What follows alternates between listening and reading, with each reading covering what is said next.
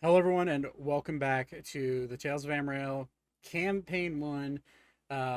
This is episode 11, and we are going to start off pretty quick here because we are starting about 18 minutes late, so there's a lot to get into.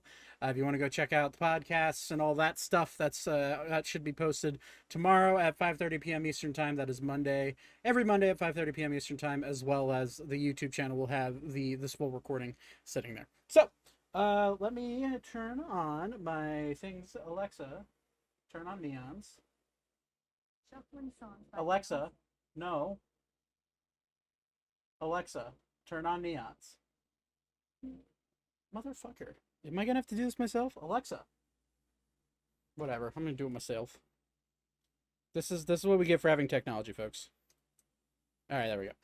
All right, so let's get right into it. Jesus, bro. All right. Okay. Is the music stream up? Oh yeah, it is. Good. Were you having There it Alexa is. trouble? Yeah, bro. It's like I was just like I wanted her to turn on my lights, and she's just like, "All right, I'll play songs from Beyonce." What? It's Alexa, like, play Despacito. no. All right. So, last we left off. So, obviously there were some people missing last week. So I guess we'll go over a little bit what happened. So after Aiko and Vaten had entered the tree, the remaining group had a hard decision to make between either seeking out advice with the king of the forest, Alan, who was the Furbolg that Elka and Ori had met the night before near the bridge, or um, just making a jump of faith and going into the tree after Vaten and Aiko. They had elected to go and talk to Alan. However, before they had the chance to, they were specifically Zane was pounced upon and attacked by the creature that is known as the shapeshifter, at least in the woods that you guys inhabit currently. That was taking the place or was taking the shape of Zane. Um, Zane was knocked prone, and a battle ensued where uh, the party was cutting into this thing and doing everything they could to take it down.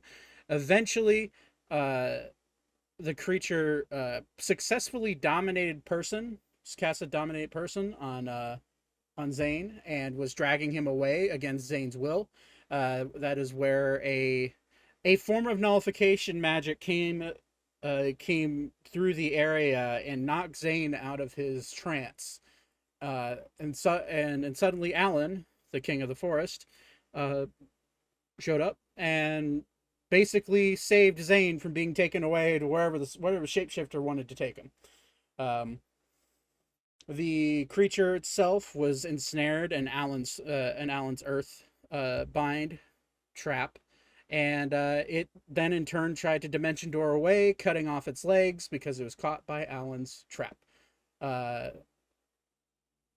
all that was left were the legs. You then had a slight altercation with Alan at the tree, where Ori and Thaddeus attempted to push Alan into the tree to see where he would go. Alan did not like this. Alan then turned into a hybrid wolf form and proceeded to attack Ori and Thaddeus, that giving away that he may be the werewolf that is in these woods. All of Zane was able to quell his, I guess, anger, his frustration, and Alan then went straight into figuring out what the tree is about. You guys got the sense that Alan was uh, a very well tempered guy if you just talk to him. But in turn, you guys all ended up going into the tree, and that is where all of you found yourself in different caverns of this massive, seemingly just a massive cave. And that's where we left off. We have yet to go over where Vaten, Aiko, and Beep, and also Alan joined you in this endeavor. Um, I guess we can start off with we had a a cliffhanger with Aiko, but before we get to Aiko, we're going to uh, we're going to touch on Vaten first. So before we do that, let's find a good, nice music so we can. What does this sound like? A little too sad. I should really should just go through all these. There we go.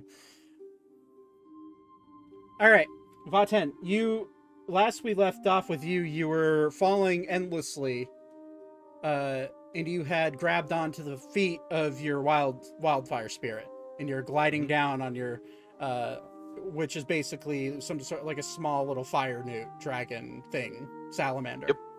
Yep. You're able to start gliding down from the dim glow from your wildfire spirit. You were able to. I don't like this. There we go. That sounds better. You were able to ascertain that you are in some sort of chamber that is vertical, and all you see around you is rocks and like stone in every which direction. You get the sense that this is a smaller vertical shaft, but it's of some. But you have just enough space in there where you can glide down on your wildfire spirit. What do you want to do? You're midway in the air. You cannot see the ground, and you cannot see the ceiling. I think I'm gonna how slow am I gliding? Like, if I was like to touch a wall, would I, get out into flip into oblivion, or? So you're currently gliding down, I'd say probably 15 feet every second or so. So you're still falling at a fairly quick rate because the wildfire spirit isn't that big, but you're also not that large yourself. But it is enough. It's kind of like a. It's not so much a child trying to jump off the roof with their bedsheet type of glide, but it's almost like you're a. Have you ever seen the videos of the dogs with the helium balloons being attached to them, and they're just like slowly going up and then falling slowly down? It's kind of like no, but I kind of have the. I get the vibe of what you're going for. Right. You're slow. You're falling slowly enough, but if you bump into anything that you're asking a question of you, but you're not going to tumble or anything because you're flying slow enough that you're able to touch the wall and bounce off of it if you need to. Okay. I'm gonna start doing just that, kind of poking off the walls to see if there's a decent, any sort of like decent nook or anything that I could maybe duck into for a second. Okay. I'm gonna say because you are falling, but you can see fairly well now because you no longer have rushing wind in your face from just falling like a lead weight. So yeah, I would say you. I'm gonna say make a perception check with a dim light from your wildfire spirit. You can see both like all the walls around you. It's probably 20-ish feet on each side from you. So Okay. if you make a regular roll perception check. Ooh. 12. Yeah, 12's good enough. You look around, and as you're falling, you can't see the bottom, but you do see what seems like a cliff ledge that is probably about 2 feet long. At least it's probably about 60 feet below you, and you could just barely see it. But you, as you're falling, it's going to be a bang bang thing because you aren't necessarily like gliding down like if you had a parachute, but you are falling at a lot quicker rate than you would be. So I'm gonna say if you want to try to go for this cliff, I'm gonna have you make an acrobatics or an athletics check. Okay. It should be big enough for you to stand on. And then next question is, do I hear anybody like screaming above or below or echoes thereof?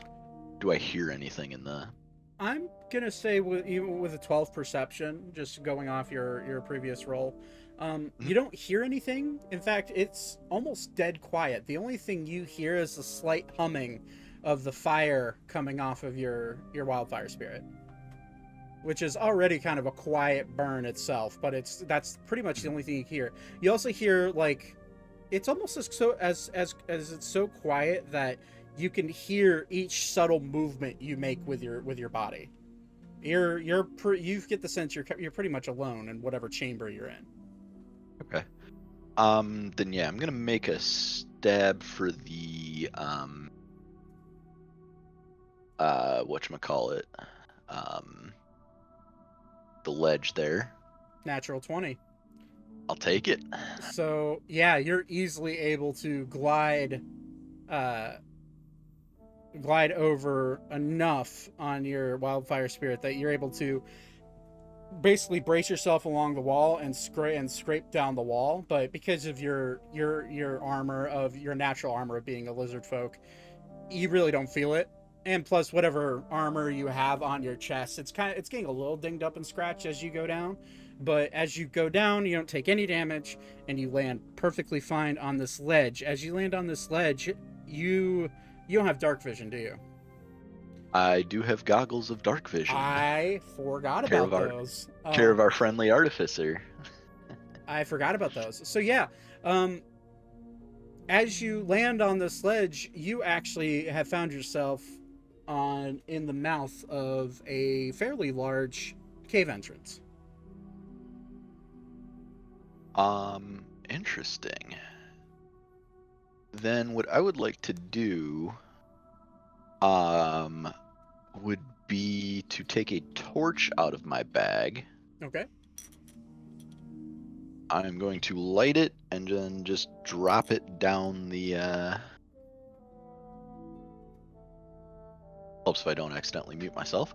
I'm gonna go ahead and light it and just drop it down the pit the rest of the way Okay. and watch it as long as I can. So you drop it down the pit, and it starts to. When you drop it, you see the flame slowly fall, and as it falls, you can see the chamber light up as you go down, and as it goes down, the chamber itself starts to curve outwards from where you're at. So if you're staring at it from the side of the wall and you drop it down, it's curving away from you, and it's no longer a straight drop. It is almost curving out like a slide, and you start to see that probably about 500 feet below you. And as it's starting to curve out, the torch hits off the side of the wall, and you hear it ding ding ding ding ding ding ding, ding go all the way down to the end. And you hear this go down. You hear it until it's out of earshot. Okay. So I probably don't want to go down that way. Then I will go ahead and take a gander into the cave a little bit deeper. Okay.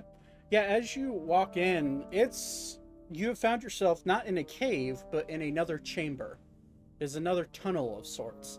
And as far as you can see, even with the dark vision goggles, it goes back a very long way. Okay.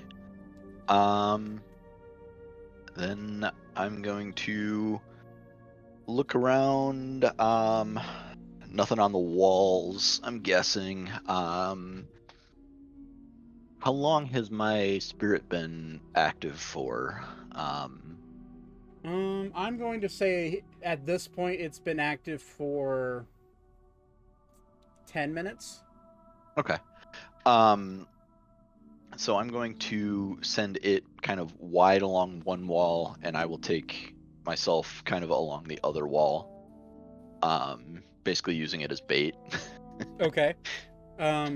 As you do that, I'm gonna need you to make just a general dexterity check. Even with dark vision, you are walking through what's considered rough terrain. Sure. With an 11, you find yourself. It kind of takes you by surprise because almost like an optical illusion. You're looking forward, but you watch your wildfire spirit start to slowly raise above you as it walks ahead on the other side of the wall, and you are. It's just enough with 11. It's just enough to catch yourself before you kick what seem like stair steps, carved stair steps that are slowly starting to go upwards into this chamber. But you're able to walk up them just fine. Your wildfire spirit continues walking, and you get the sense that it's probably a full head or a full U-sized ledge that these stairs go up. But as you walk up the stairs, you find yourself in more total darkness as the cavern continues to lead away. Let's see. What can I do with this? Okay, that's not gonna do anything.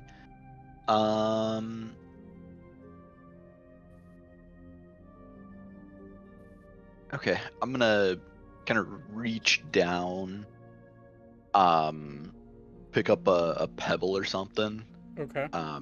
cast magic stone, and just fling it at the wall. Okay. Just at the wall next to you? Yeah, I mean, not so that I'm gonna get hit with the rebound or anything, Right, but right. enough to make a fairly loud, like, crack noise type of thing. I'm gonna say just roll a regular attack. Use your Oh, I have the magic stone attack, so yeah. Use the magic stone attack. That's fine. Boom. 16. Yeah, I mean you're trying to throw a wall. This was to base on where the pebble goes afterwards, and how hard you throw it. So with a 16, you whip it like just full on baseball throw, whip it across the wall, and the magic stone goes flying, bouncing probably about a good 5 to 6 feet off the ricochet down into the center of the chamber. It makes a rock against rock clanging noise, and it echoes, and you hear the echo reverberate behind you, and it reverberates all the way. It reverberates forever, a good 5-10 seconds down the chamber in front of you, and it goes so far away that you can't hear it anymore.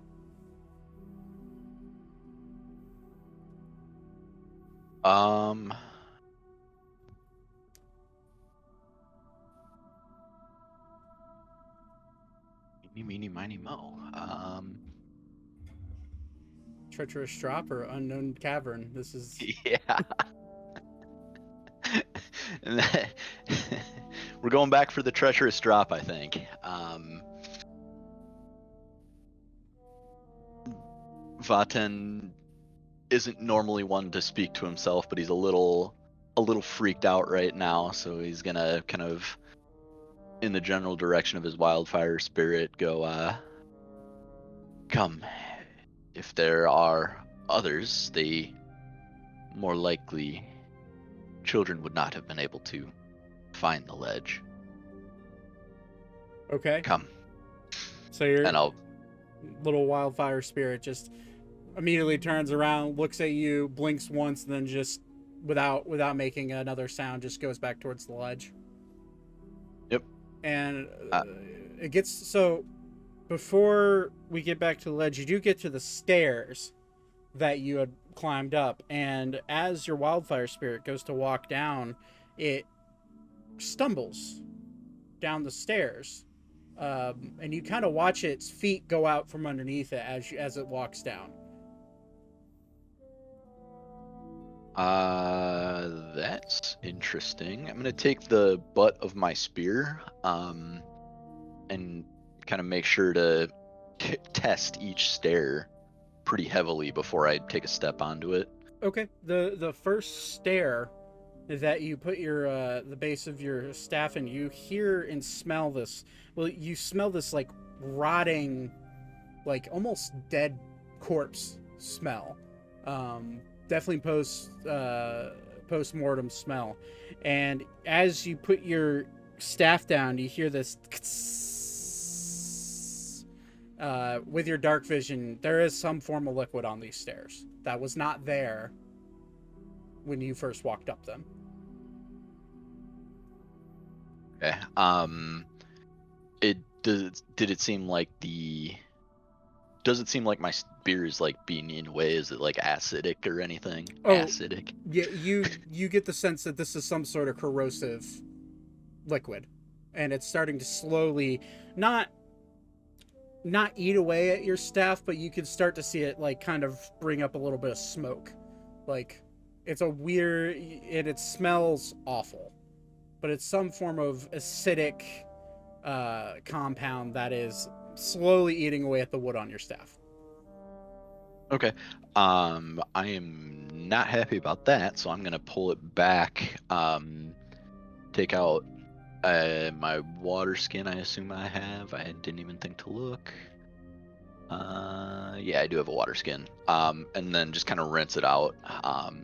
Because that spear is fairly important to me. Mm-hmm. And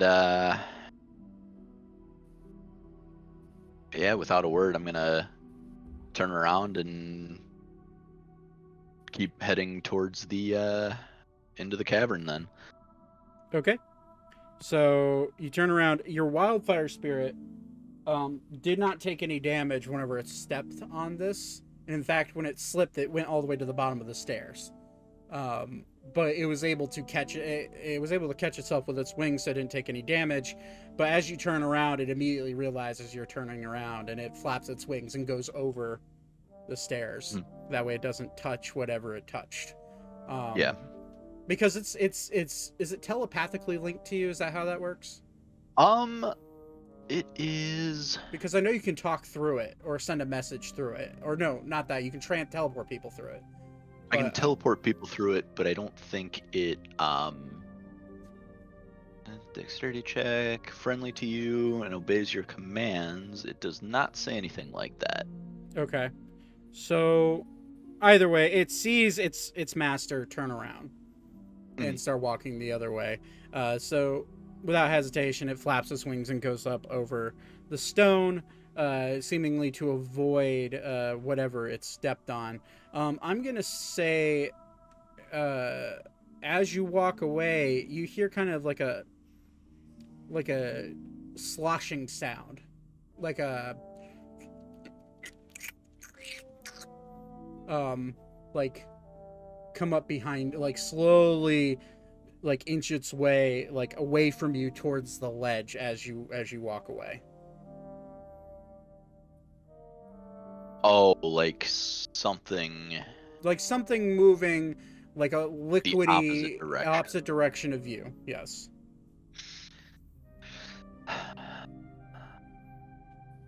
Going to oh man. But I just hear like the wet sack of stuff sound. I don't hear anything like words or any No. It almost sounds like water sloshing around inside of a water skin as it moves away. Yeah. This is one of those times where meta knowledge is like freezing me because I think I know what it might be. Vaten has no idea. Well, I would say this, and you know this, but play this how Vaten would play it. And Vaten is is a very cautious person, so always do. I'm gonna go ahead and kind of lean down and whisper into my wildfire spirit's flame ear. Find out what is making that noise. Okay. So all right. So you're gonna try to. I was gonna say, and I'm gonna follow a fair distance behind. What I might wind up doing. I have nothing good for what I want to do. Never mind. Okay.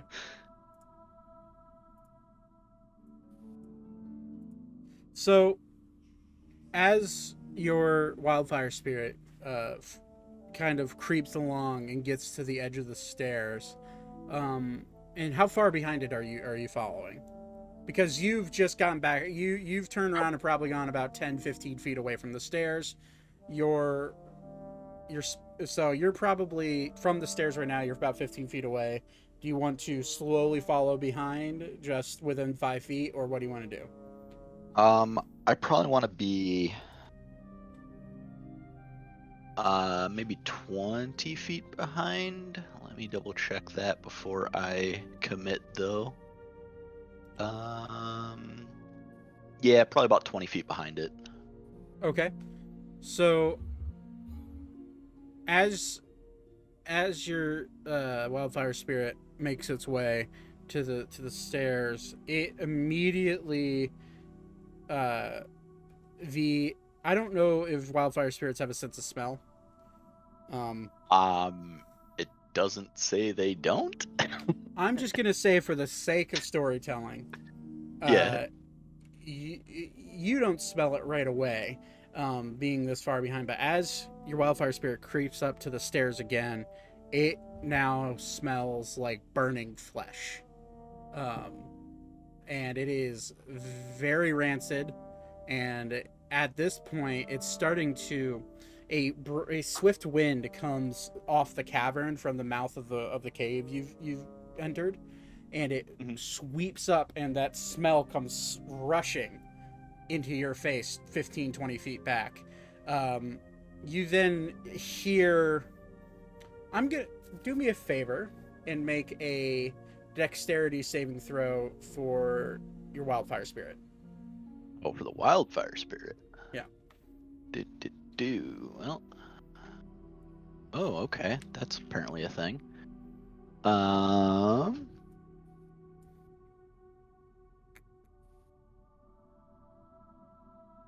that. 21. You watch as your wildfire spirit takes a 5-foot jump backwards as something lands right next to it, as if it was trying to pounce on top of it. You using your dark vision, what you now see is this small, blobby looking thing. It's kind of transparent, and it's like you could just barely see the outline of it, and it's like in a weird, like slightly spherical, slightly cubish form as it's moving slowly towards your wildfire spirit. Would you say that it is gelatinous in origin? I would say it is, yes. Well, now that Vaten and I are on the same page, well, not quite. I'm gonna take a couple extra steps back, have my wildfire spirit back off of it. Gonna point my spear at it and just say, "Slimy one, are you friend or foe?"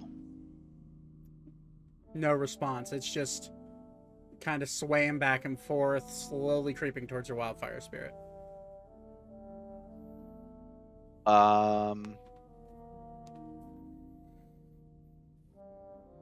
Then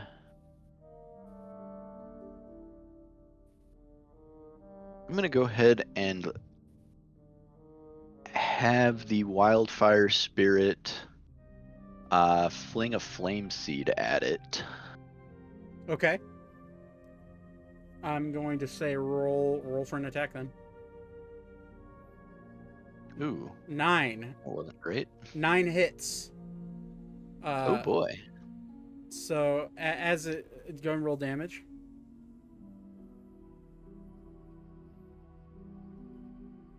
Oh, helps if I actually type that in.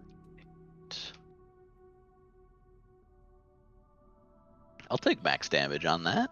Max damage. You see the flame seed crash into this and immediately light up inside of it as it starts to slowly burrow a hole into this thing, and it kind of, the flame eventually sits in the center of it and sizzles out, but it does 8 damage. And it's still coming towards the. It doesn't seem like it affected it much at all. Okay. It just took the hit and continued moving very, very slowly. I guess if that thing is in my way, I guess I'm taking the cave. I'll go ahead and take a slow trot towards the cave, even though I couldn't figure anything out about it before. Okay. Aside from the fact that it is way down there, but I don't want to fight this thing if I don't have to. Okay, I'm gonna say, as you go to turn around, and a sudden, you catch in your peripheral a sudden jerk of motion, as this thing dashes ahead 15 feet and attempts to attack your wildfire spirit again. Okay. I'm gonna need your wildfire spirit to make another dex save.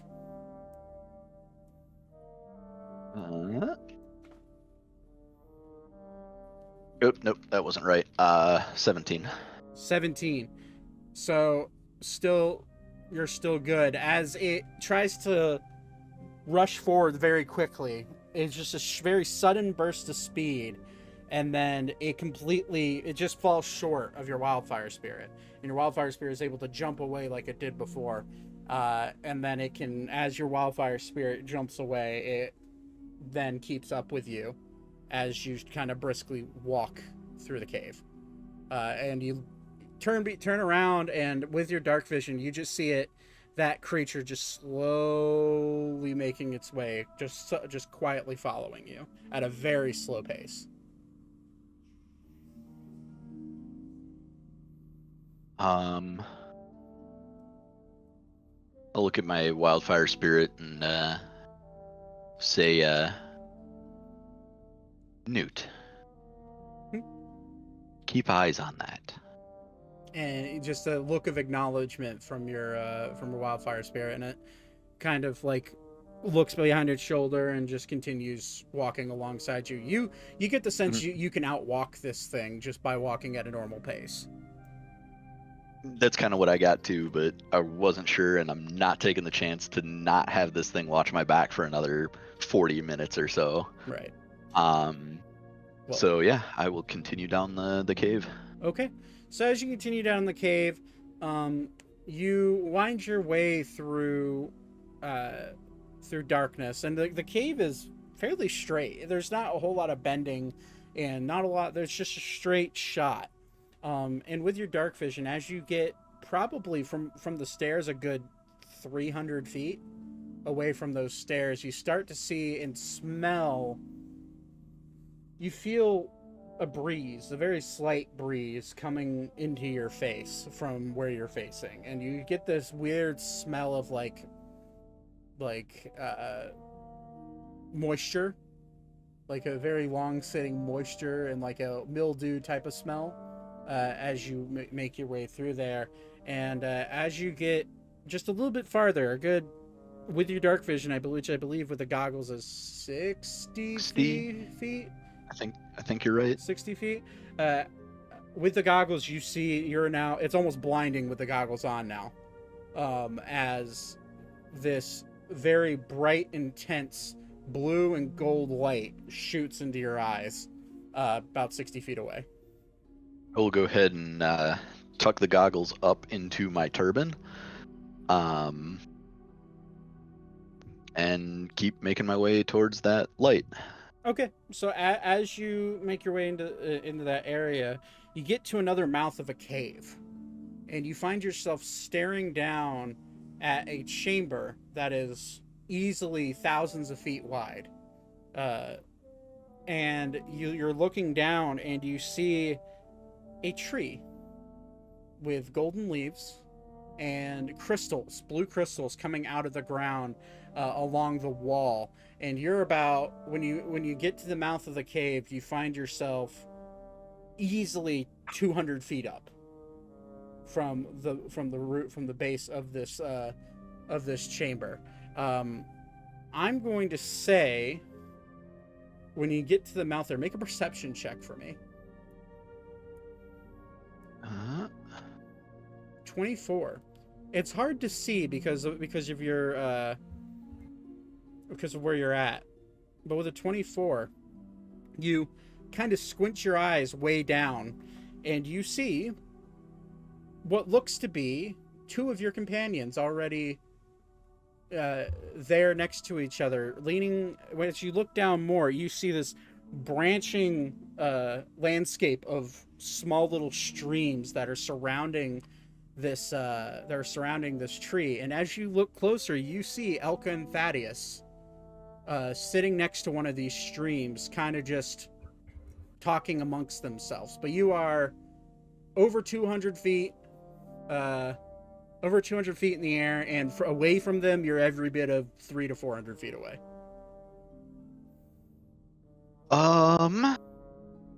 Let's see. What can I do with that? And sorry, not 300 to 400. You're about 200 feet from them. Now that I'm looking. Okay. So 200 up, 200 across. Yeah. And whatever that maths to as a diagonal. Yeah. And it is fairly bright in here, correct? It's the brightest environment you've been in since you've been in this cave. Absolutely. Okay. Naturally, I've never summoned the newt until I was away from everybody, and I am aware of that. So I know that they wouldn't necessarily know that it is friendly if I sent it ahead of me. But I will try to call out, clumsy one, long ears, hail! Make a performance check. Oh boy.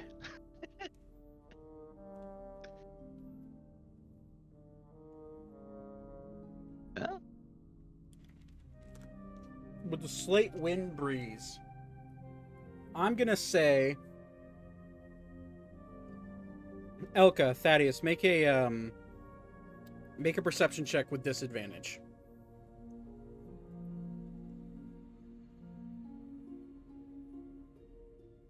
I need it. 16. With disadvantage? Yeah, I rolled a 16 and a 17. And Thaddeus rolled a 5 with disadvantage. So with a 17, you hear a very quiet, like muffled voice, familiar voice, coming from way far into the chamber, out of your view sight from where you are at. But you do not hear what they are saying, but you hear just the very slightest of echoes coming from a direction. Thaddeus, you do not hear this at all. Only. That's all right. With Elka's kind of advanced sense of hearing, she's able to just hear the slightest of echo.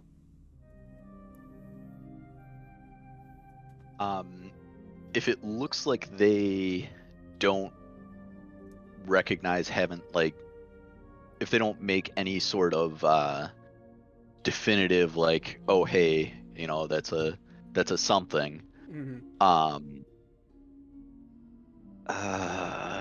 No, you know what? I wouldn't do that. Never mind. I'm gonna go ahead and grab my wildfire spirit and try to kind of Sonic and Tails this thing down to the ground so I can start making my way across to them. So your wildfire spirit glides down, and it's enough that it's like I've been trying to figure out a way to describe this, but I think I figured it out. I don't know if you've ever seen any videos of like a parachuter getting their parachute tangled, and it's just enough resistance to slow them down, but it's not enough to break their fall and land safely. It's kind of like that, but just slightly slower. Like there's enough wind resistance that if as you're gliding down, which Elka is slightly aware of there being a noise off in the distance. As you glide down, actually, it's going to be easier if I just show you on a map. Fair.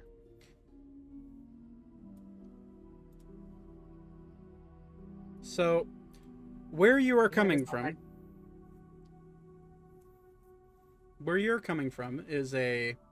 Well, let me grab Vaten. Vaten, where you're coming from is here. Mhm. And you're gliding down. And I'm going to say, at the rate you're gliding down, you land around here. I'm going to need you to make an acrobatics check for me. See, That's fair. natural Yeah, one. buddy. You go to let go as you get within safe landing distance. You go to let go of your wildfire creature, and your feet hit the ground, but the tip of your toes, your claws, hit what you didn't see was a little boulder, a small little 2-foot boulder. You hit that and fall ass over teeth, stumbling about 10 feet. You take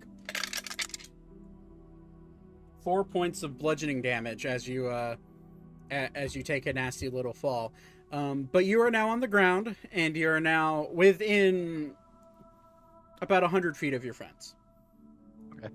I'm just gonna book it over there, and I'm gonna need to duck away for a second here. So, hopefully that's a spot where you're planning on transitioning to somebody else. Cause There it is. perfect. Then yeah, I'm do gonna. what you gotta do. Cool. Thanks. So as we look away from that for a moment, Beep, you found yourself being teleported along with Alan, the Furbolg. You were the last into the tree, and second to last in the tree, Alan. But Alan made sure to grab onto you as you teleported, and all of you went in together. You both find yourself in a very dark room of this cave. It's like a very rock-sided room. As you land, with your dark vision, you immediately see that Alan is with you. And Alan kind of shakes off the weirdness of the teleportation, looks at you, he's like, well, I see. I have to get the accent. It's coming. Well, I see we're in this together, huh, my furry friend? Beep. Is that all you say? All right. Well, this should be interesting. And he immediately reaches into his satchel and whips out a torch and looks around. And as he does, the light from the torch illuminates this room. And it seems like the room has no exit. It's almost like a cube. You look up, and the ceiling above you is only about 10 feet. And from wall to wall, you can with how large and long you are, you can see that if you were you, there's not much room for activities in this room. It's maybe a 10 by 10 room. So, Alan kind of looks around. He's like, well, looks like we're trapped. Anything to get us out of this mess?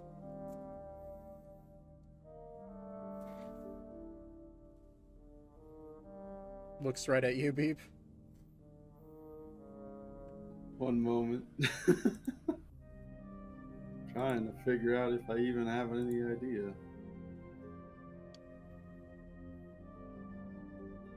So, first thing I'll do is I'll go up to the wall and I'll start feeling along it, see if like it's one of those secret room puzzle things.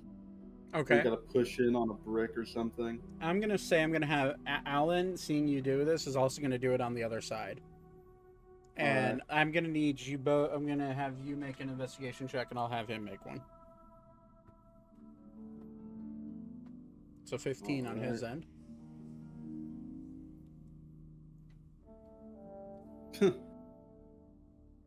I get a 6. So, as you're kind of feeling around, you feel a very cold stone wall. But Alan, he rolled, it was a natural 15, so that's plus 3. So he rolled an 18. As he's feeling along, he doesn't feel any buttons or levers or anything that you're searching for. But what he does feel is a hole in the wall. And he feels a slight breeze coming from that hole in the wall. And he immediately looks like, hey, I don't know if you got any brute force to get us out of this, but there's a hole right here. And he just points right to it. Alright, so I'll walk over to the hole and I'll try to brute force it, like try to like go at the wall, just fucking lay into it. Roll an attack using your strength modifier. Okay. So is that like just a D20 or? Yeah, D20 plus your strength modifier. Okay.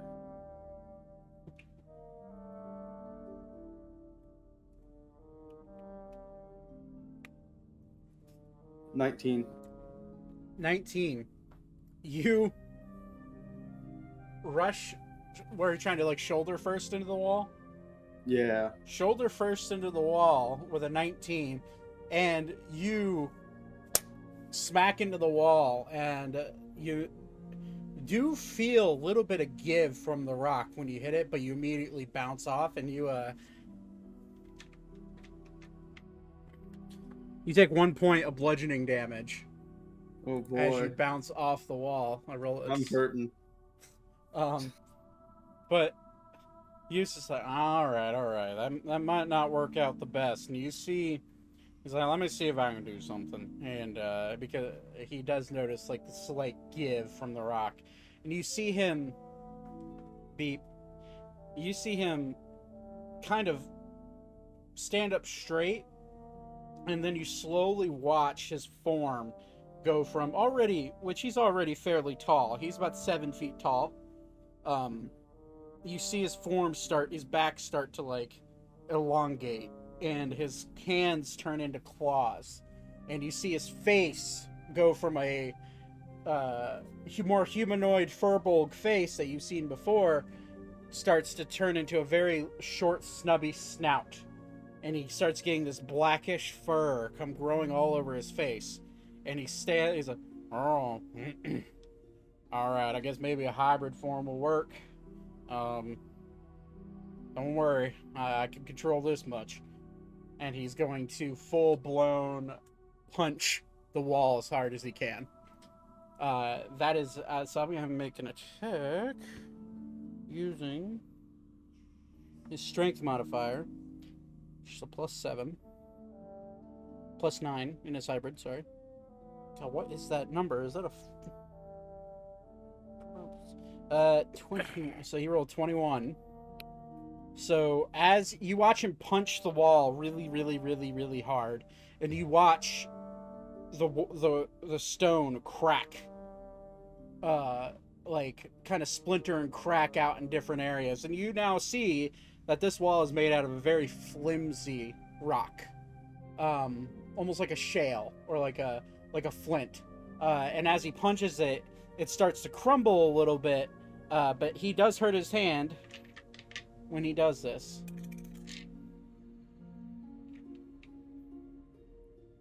And he takes 4 points of damage reduced by half. So he takes 2 points of bludgeoning damage as he punches this wall. But with that punch alone, you get the sense maybe a spell, maybe or another physical attack might bust you through even more. He just kind of like shakes his hand. He's like, well, think I got somewhere. What does Beep want to do?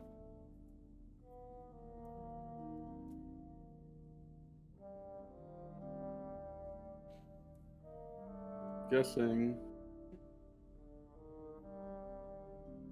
We're doing alternating turns here. If you can't. Yeah. If you didn't Yeah, get no, this. I figured it out. I guess what I'll do is I'll hit it with like the back end of the sickle that I have. So like the handle. the handle. So you're Yeah. gonna okay. So roll. Basically punt it. So roll an attack using that sickle. All right. That's the. Six. Oh, is that +4? Wow. So you rolled a 2. Yeah. Well, on the bright side, you're punching a wall. So you need to you only need to hit a 5 Okay. to do it. The wall is not moving.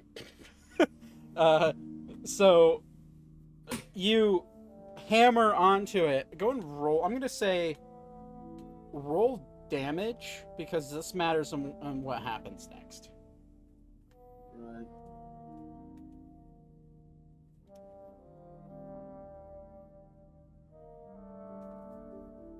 That is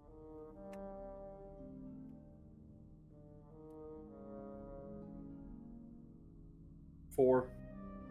4 points of damage. So as you bash this thing in, you watch chips of rock clear away and get blasted into dust, just from the impact of using a tool on it. And you immediately feel this rush of cool air come bursting into this chamber. With your dark vision, you kind of can look just barely. It's like a baseball-sized hole now on the other side, and you get the sense that this wall really isn't that thick. And you look in there, and you can now see that with that damage you did, it's probably only going to take one small little strike to collapse the remainder of the supports of this wall. So Eustace is going to, in his hybrid form, his name's Alan. I literally have it written here. Why did I give myself 2 Furbolg werewolves? That's just... Alan. Alan, his name is Alan. Alan is going to... You're going to see him grip his claws and take the tips of his claws and scratch them along his arms, his forearms. And you're gonna see blood start to drip down off of them, and that blood's gonna turn into an icy, type of almost like a boxing glove off of his nails, and he's just going to full blown punch the wall, and he's gonna roll for that. He rolled a natural 1.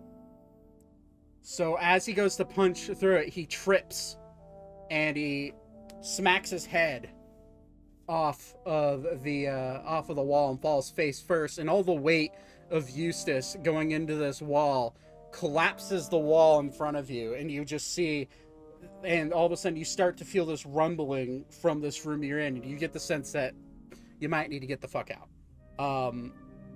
And Eustace takes, falling forward, Alan. His name is Eustace Jr., okay? Eustace Jr. We're retconning it. I'm fucking tired of it. Wait, his middle name is Eustace, named after his uncle Eustace. For those of you who don't know, Eustace was a character I had before who's a Furbolg and a werewolf that died.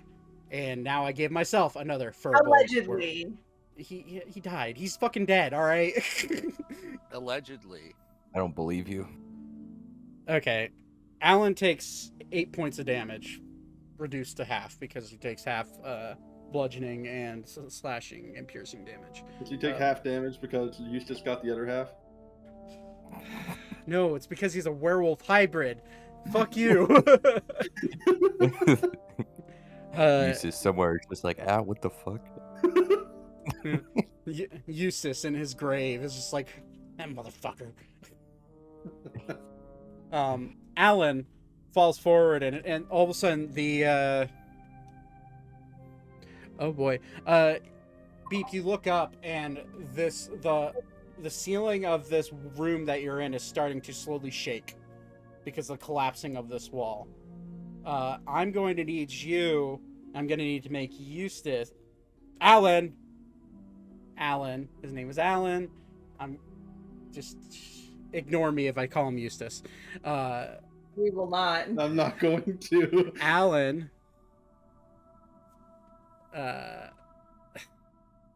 Alan is going to need to make a acrobatics check. I'm going to need you to make one as well.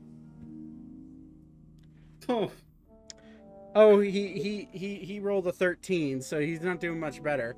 Alan, and he's rolling with disadvantage because he's currently prone. yeah. My sad thing is I've had proficiency. Yeah, I know. So for he rolled a 13 because he rolled an 18 on his second roll. So Alan is able to immediately push himself up in his wolf appearance and able to just barely crawl out of the way. Beep, you're able to jump over him, and you land on a what seems to be solid footing. And as you do, you now see where you were trapped. Inside this in this room, you look, and it is a cube of stone sitting in the middle of this chamber. That is surrounded. So as you step out, you look out, and you look down. There's a giant pitfall that goes as far as your night vision can carry. But as you look, this cube collapses in on itself and rumbles to the ground. Alan is going to stand up, and you're going to see him slowly come out of his werewolf form. Actually, he took damage because he used his blood, right? Okay. But he's going to slowly get back down into his firbolg form. He's gonna look at him and he's like, well, I'm not much for metaphors, but looks like we're that classic old out of the oven and into the fire moment. And as you look out, you are staring into a 50 to 60 foot abyss surrounding you on this small little pillar of rock in the center.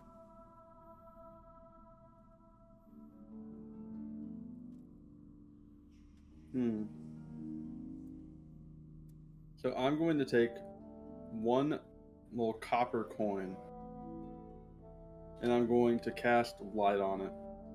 Okay. So you take this guy. You're gonna toss it down. Yeah, I'm gonna gauge the hole, see if there's any spots I can get down, stuff like that, and see how far down it is. Okay. So as you toss that coin down in there, you hear it ding against the wall, and you see it, and it actually does hit bottom. But when it does hit the bottom, and it's probably, you gauge every bit of 100 to 120 feet down, as it hits the bottom, the light immediately gets snubbed out from the coin. So you can either ascertain that it hit, you heard it hit the ground at the bottom.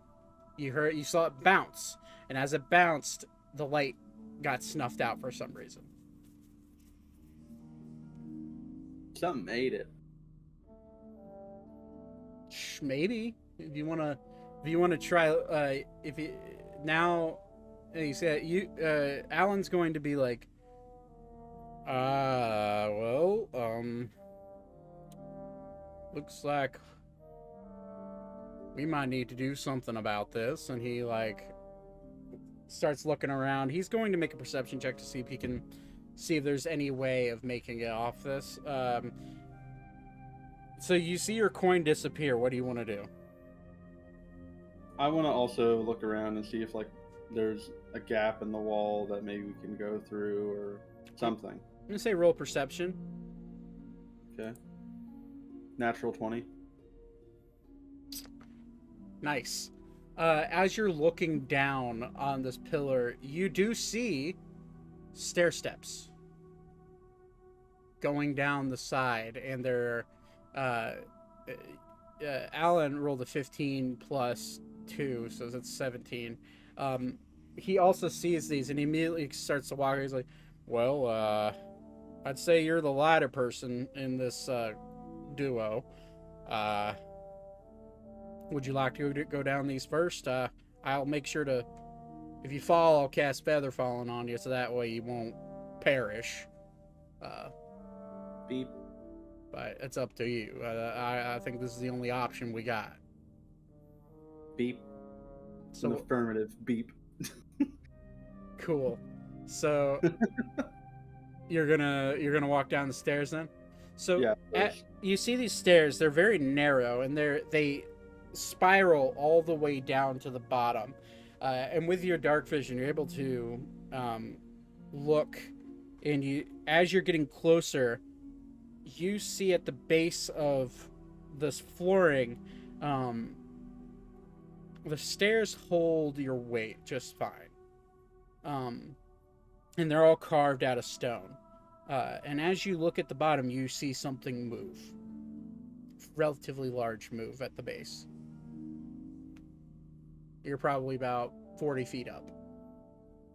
I'd say Like about 40 feet above the. where you see the movement. So going down the stairs, Okay. it's short enough. The stairs are short enough that you making your way down isn't that much of an issue. So you slowly wind your way down, and you do see with your dark vision just slight movement. Alan is slowly walking down the stairs behind you because Alan is very heavy. Alan is probably 350, 360 pounds, and he's very large.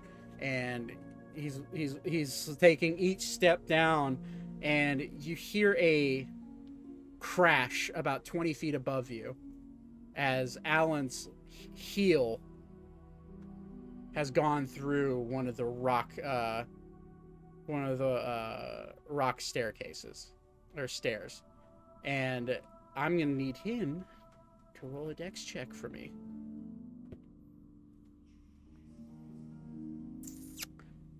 That's a 16. So as his foot goes through these, now seemingly these stone stairs weren't as sturdy as you initially thought. You're just really lightweight compared to him.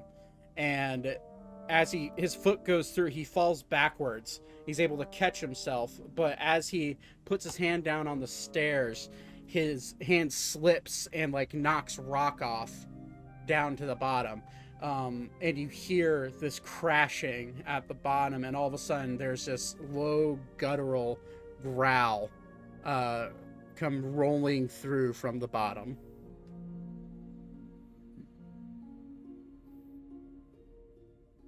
What does Beep want to do?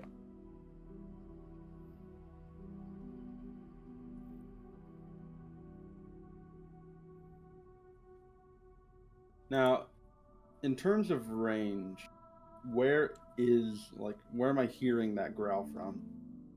About 40 feet below you, 45 feet below you. All right. And about 20 feet away from you, like behind you from the stairs. Okay, so like 60 about. Yeah.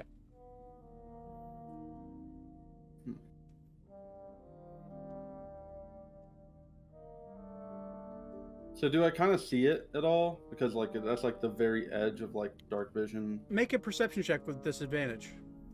Okay. 16. 16. You see what seems to be a very large creature slowly, monotonously moving at the bottom. It's almost as if the floor is moving. And as you look down, you do see just the slight outline of what seems to be some sort of bony protrusion, maybe a scale coming off of it. Something along those lines. And as it moves slowly, you see come further into your vision the tip of a very large lizard-like tail. Comes up curls and then slams back down on the ground and continues moving in the direction away from you. But it's almost as if the floor is moving.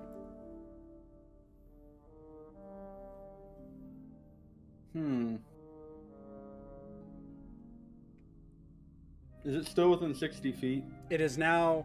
It's what you would think is its tail. Is just barely in your vision. Okay, I'm going to continue down, let's say 10 feet down the staircase just to get a bit closer. Okay. And then I am going to cast Dissonant Whispers At what? at it. Okay. Based off of your other perception roll, I'm gonna say you don't really have a chance to, as you've wrapped your way around this pillar. It's coming. It's kind of come out of view right as you think I'm gonna cast Dissonant Whispers. However, Alan, now recollecting himself, slowly, very lightly, starts to try to walk down the stairs, and again he crashes through one of them, but he's able to catch himself. And before long, he just fuck this, and he casts Featherfall on himself, and he just jumps off the stairs. And you watch the only companion you have in this situation slowly float to the ground. And as you come around the corner, hold that Dissonant Whispers for a second. As you come around the corner with your dark vision, you see a very large lizard-like creature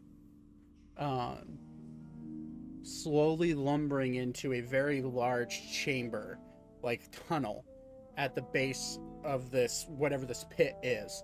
And it's very serpent-like and very lizard-like at the same time. And it immediately, you hear it sniff the air, and you hear, and you see it slowly turn around its head, and as its face gets into your peripheral and in your eyesight, in your dark vision, what you are seeing, it can only be described as a dragon. Yay.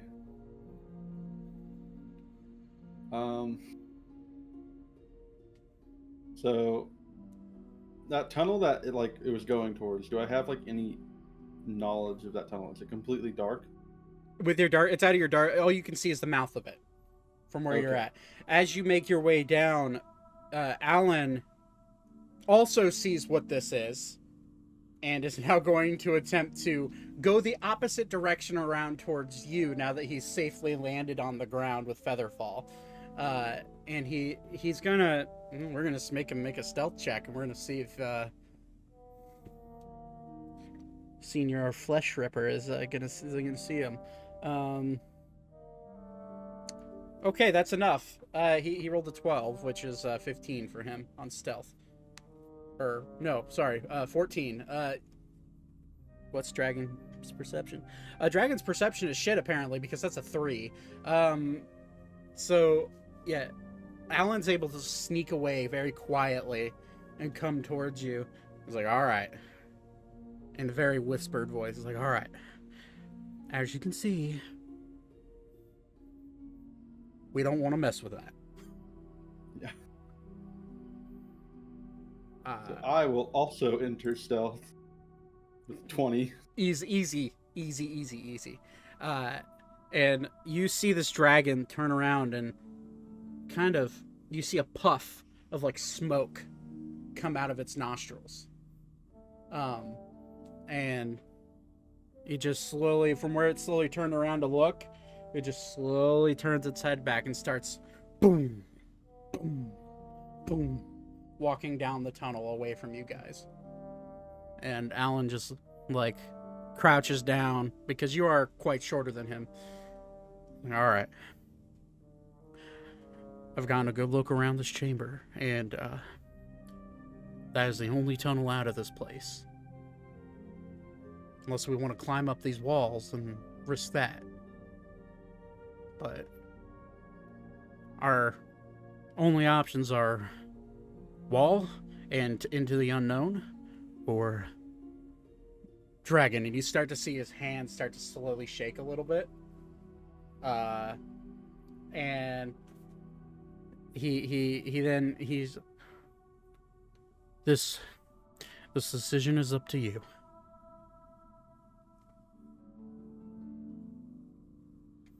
Is there a way I can like calm him with like a persuasion check or something, or maybe a charisma check? I'm gonna say sure. I'm gonna say go ahead and how are you? You're just gonna try to like put your hand on him to just like put my hand on his shoulder, just be like, try to "It'll comfort. be all right." Make a persuasion check. 25. You're rolling like a goddamn rock star right now. So yeah, he sees that. He put his hand on him. He gesture to him. It's okay. All right. I think we can sneak past him. If he didn't see us there, this is his place, you know? If he didn't see us there, then I have a feeling he was only there because of the because of the noise from the cube, but I don't know. We could probably try to sneak past him, or we could try climbing up this wall. I can only use Featherfall 2 more times today. So it's up to you. I'd point towards the tunnel and just say, very toned down, just beep. Oh, all right. And he's like he just slowly stands up and quietly walk towards the tunnel. We're gonna come back to that in a second. All right. So who we have left is Aiko. Aiko, you found yourself falling infinitely, and you landed at the base of what it seemed like a brush of wind came flying up at you and broke your fall as you came flying towards this fire pit. There's this ring of fire on the ground. As you stepped out of that ring of fire and into the cavern, you found yourself face to face with a cloaked hooded figure in the darkness, and all you heard was, "Dad?"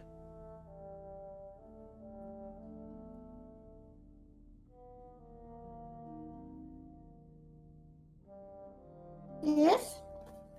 Is it really you? Who's asking? And you immediately get this sense of like, really? It's me, Dad. You know, the little chick you grew up, you raised? You found, it's your daughter, asshole. Well, it's hard to believe that right now because we ran into so many shapeshifters that could transform. Well, fine. Let me think of things I could tell you. And she immediately like throws her her hood off, and it is the face of, now that you're getting a closer look at her, is the face of your Arakakra adopted daughter, Arya. And she's like, well, let me think of things I only know about you.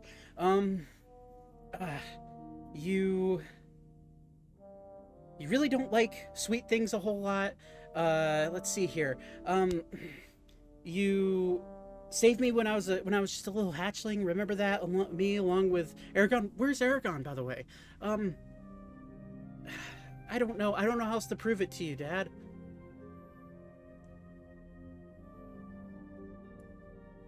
Insight check. Go for it.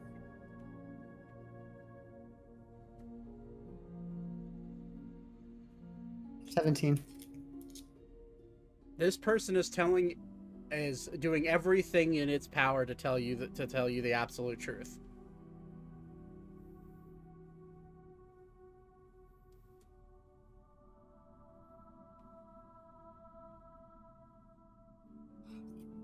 Are you the only one down here? Are there other children? No, I'm not the only one down here. There's no sense in telling you about it right now. Here, do you trust me now? Will you follow me? Will you at least do me that favor? I will follow you, but I will have my guard up because I don't 100% trust you just yet. Fine. And she gestures and she leads you into this chamber, and as you walk closer, you see this fire pit crackling with numerous kids of all ages surrounding this fire, keeping warm. You see tents laid up all around in this chamber. It's probably about a 30 to 40 foot chamber, circular chamber, maybe 20 feet high. And you see these improvised tents made from foliage and leaves. You see, like, the leaves are slightly golden hued. And there are 30 bodies, people, like actual physical people, all ranging from the age of 3 years old to like 20 years old, sitting here. And she's like, I got sucked into this weird tree, and the next thing I knew, I was falling through the air, and I was able to brace myself because of my feathers, and I landed here. And when I landed here, I was confused. I didn't know how I got to that tree. But when I landed here, I was greeted by this man. This man was incredibly tall. He wasn't very broad in stature, though. He was skinny, he was tall, and he called himself my savior.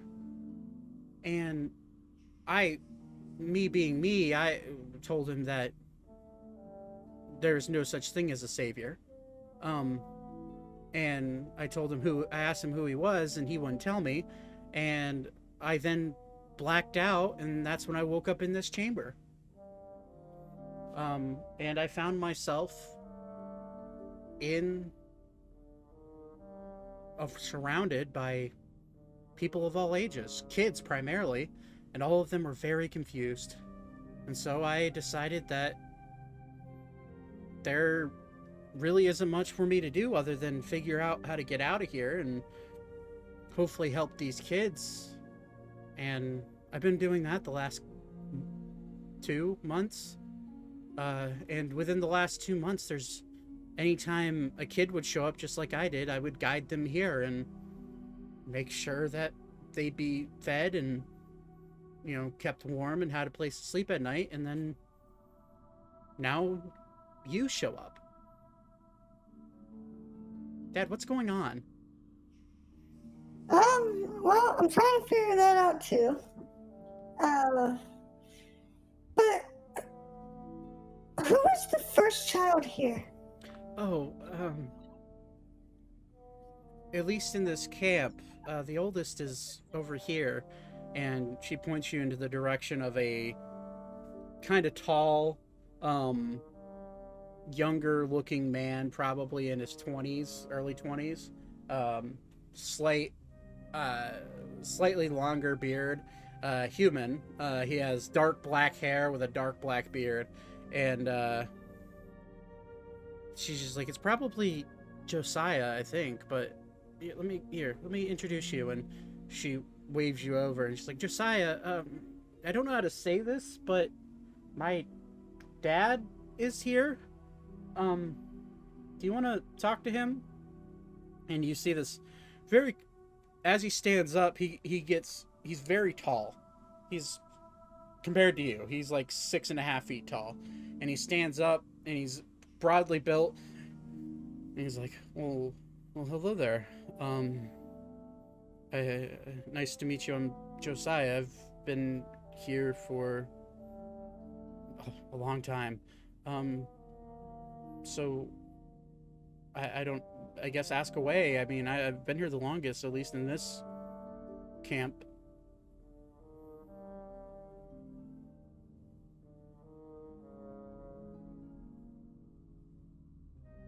Sorry, my internet's lagging. Oh, you're good. Like everything's spazzing. Let's see. We are inside of a tree. What all have you explored since you've been here the longest? Well, in this chamber, and he points around. He's like, this chamber here, from the best of my ability. Granted, I can't see in the dark, so it has to all be lit by a torch. This chamber is just one of many in this cave. There's winding tunnels that go all out through in every which direction. Although we do know that I found myself in this cavern. But I was able to wander out when I was taken here when I was 13. I've been down here for 10 years now. And I've just kind of made sense of this life and survived. I have no idea where I am. I've never been able to make it anywhere out of this cave.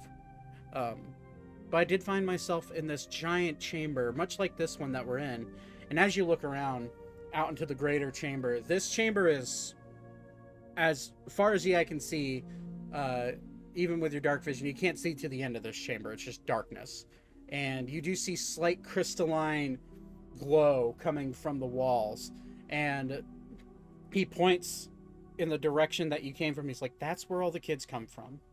As far as I know, every time a new one comes or a new person comes into this area, that's where they're teleported.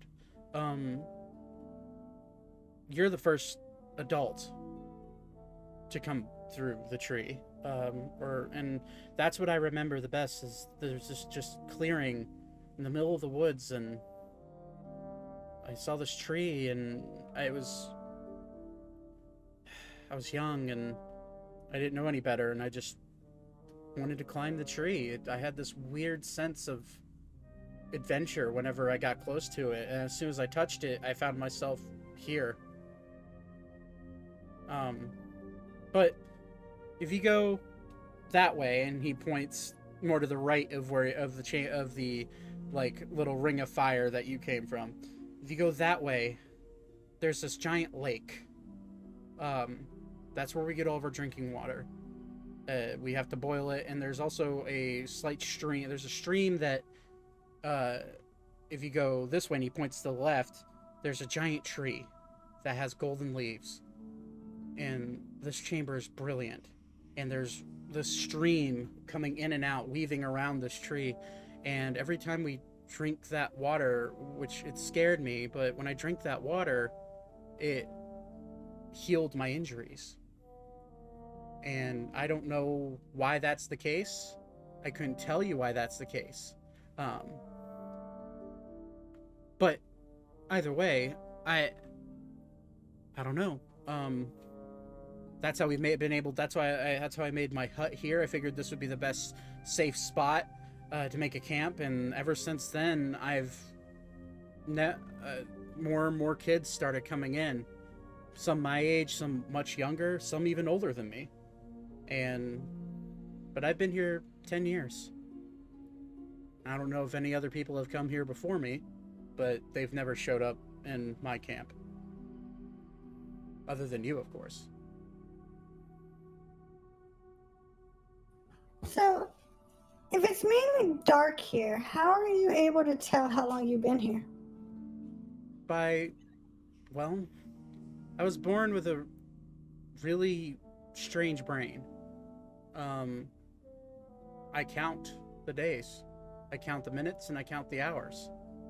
And I was born with ever since I was a kid, I've had the ability to just know exactly what time it is. Also, it does help when you kind of have a good sense of, I mean, to be fair, my counting could be off.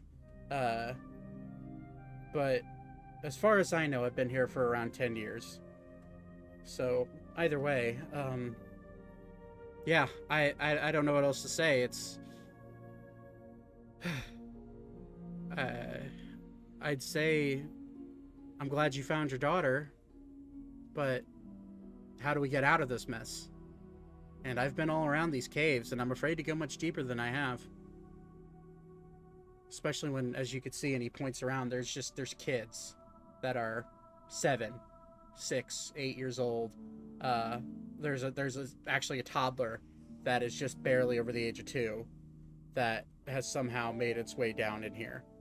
And there's kids ranging from, I mean, there's teenagers, there's some adolescents, but most of the kids that are in this group are young, and he kind of gestures over to him, and he's like, these kids have only been here for, most of them, actually a good portion of them came within days of each other, just only a year ago.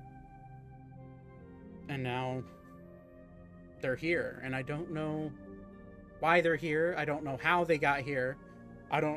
They haven't really spoken much. They've just accepted the food and the shelter I provided them. And your daughter has been really helpful. Anytime someone new comes, she goes off into the darkness because she can see, and she brings them back.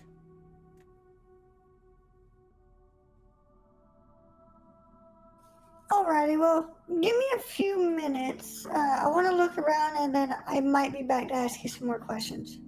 So you're just going in the cave alone? Yeah.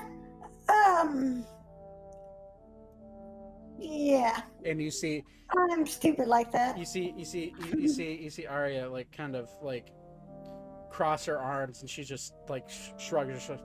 My dad's always like this. He wanders off and disappears for a couple of months, and comes back, says hi, and disappears for another couple of months. At least that's how it's been ever since I've been around. Well, that's what happens when you are the lead Lone Ranger of the village. You gotta do what you gotta do to protect your city. Yeah, I've heard that a dozen times, Dad. All right, well, I'll stay here in case, or like, well, I guess if any other kids show up. There hasn't been any kids for a while. At least, how long, Josiah? And Josiah kind of stops. He's like,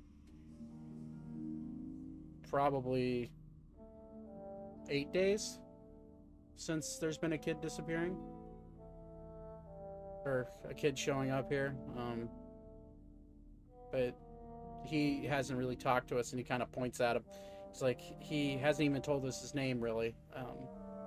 He's just kind of sat there and eaten whatever food we've given him. My guess is he's probably around 10 years old, 11 years old, but he hasn't really said anything.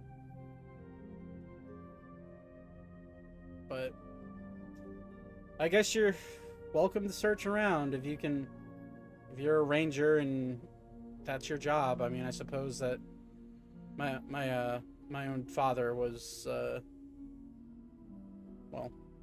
wasn't a ranger, but he was a woodsman, and he definitely knew his way around the woods, and I guess I really didn't listen to him when I wandered out at night, but it's my own fault. Anyways, yeah, I guess wander away, I suppose. Alrighty, if I find anything, I'll definitely be sure to let y'all know. Okay. And then Arya immediately just looks at you, like, tilts her head to the... Can I come with you? I suppose, but keep your distance away, because I still don't trust you. Hurtful, but fine. And so she well, how far away is far away? Like, are we talking 5 feet away? Are we talking About 10 feet. okay? And so she just slowly wanders behind you. But as you, which way do you want to walk, Aiko? I want to. You want to go towards the chamber with the lake, which is to your right, or the chamber with the tree? The chamber where the kids teleport from. So where they appear from. So where you appeared from. Yeah. So you walk over there, and you see this blazing ring of fire. And in the center of it, like you found out, the center of it's kind of like a bed of straw. But the straw is not catching on fire. It's just a perfect ring of fire. And Arya looks at you, she's like, yeah, it's been like that ever since we got here.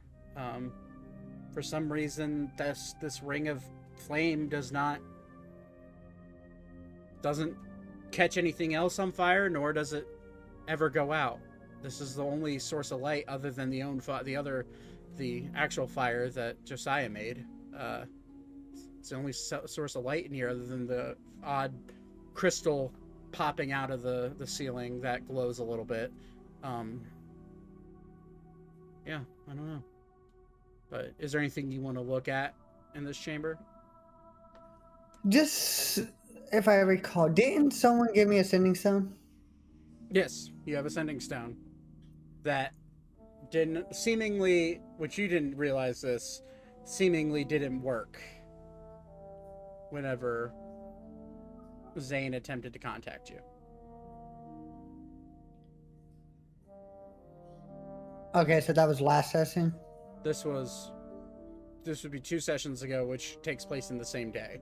Okay. I do not know. I forgot how sending stones work. Is it only one attempt to contact a day, or is it one per stone? Well, it has to work, obviously. Right. But it has to be within a 15-second message. Right. I understand that part of it. What I'm trying to say is, can you use the sending? I know it's one use per day, but I don't know if it's per stone. I'll have to look it up real quick. I don't know. We don't know one way or the other.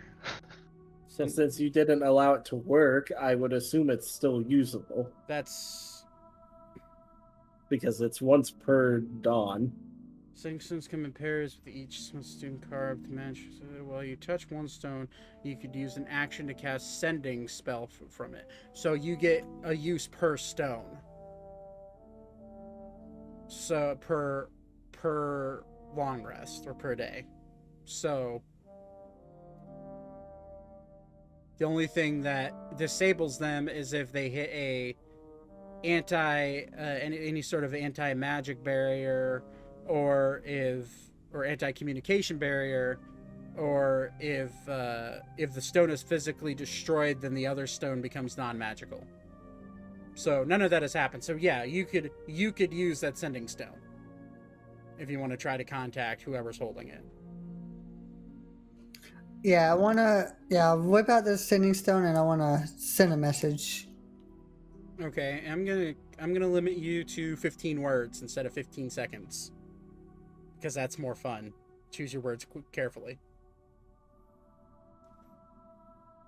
I think 25 words, but I could be wrong. Is it 25 I think words? so. Hold on. I think so. Hold. It's whatever sending is. So. Yeah. It's 25 words. So 25 words. You use your words carefully.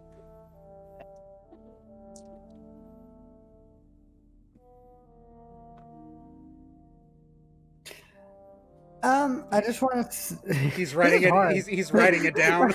Yeah. Alright, I'm just gonna say, anybody there found children? Send help.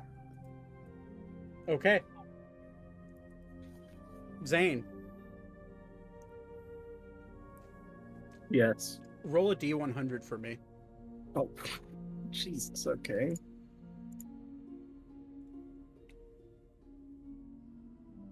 $95. You're fine. You hear the voice of Echo come ringing out of your pocket. And you hear the message he just said. You have the opportunity to send a message back. Hold on. Mans is typing out in roll 20 to see how many words. Yeah, I think that's. And just to make sure, I won't be able to respond again, right? Nope. Okay. All right, I'm just gonna reply. I'm stuck on my own. Keep the children safe. I will try to find you. Cool. And send. So you're able to do this, and Echo, you get the message very loud and clear.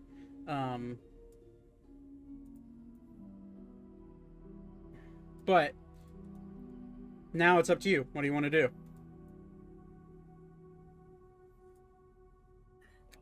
Sheesh kebab.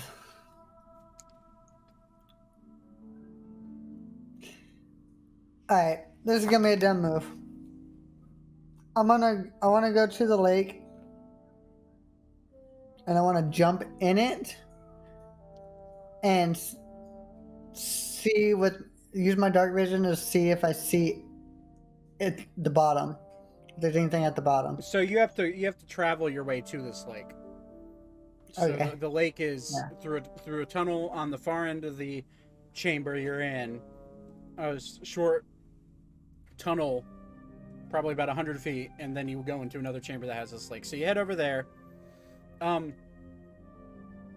As you head over there with your presumed daughter following 10 feet behind you, no more, no less, you just hear her say, "Oh, don't. If I were you, I wouldn't stare at the water for very long.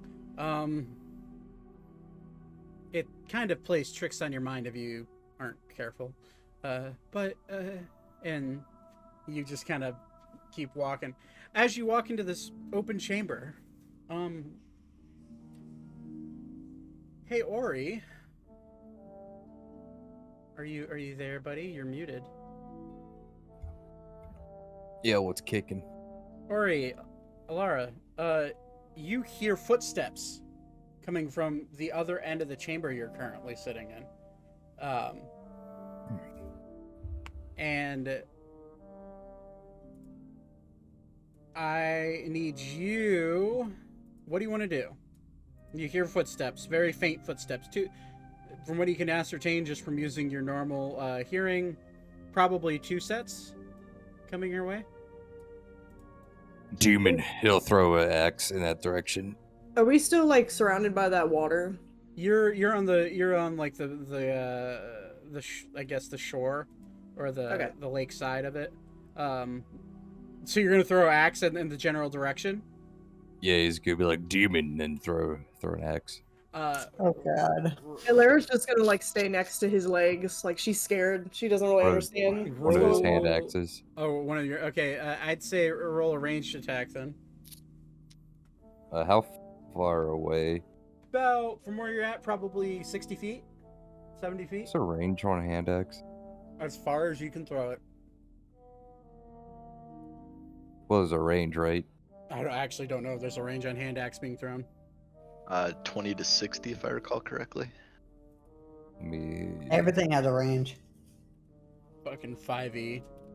Making Could have a things, thing called gravity. making things not cool. Fuck you, Isaac Newton. Yeah, okay, so 20 feet for close range, normal attack, and then 60 feet is would be an at range attack. So you'd be able to throw it in the general direction, but I don't think you'd hit anything. 20 to 6. Yeah, I'll throw it. You throw it. Go and roll an attack for me. And this is where Eiko dies.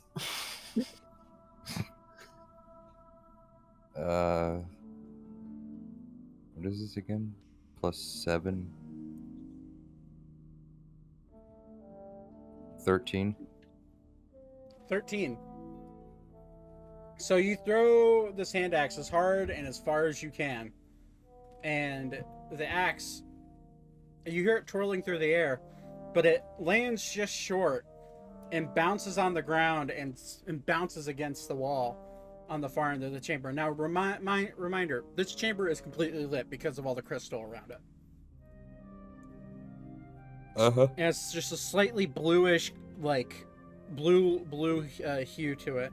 And as you hear a clang, Echo, as you get to the opening of this clearing, you see about 10 feet in front of you a hand axe bounce against the ground and bounce at the wall to your right.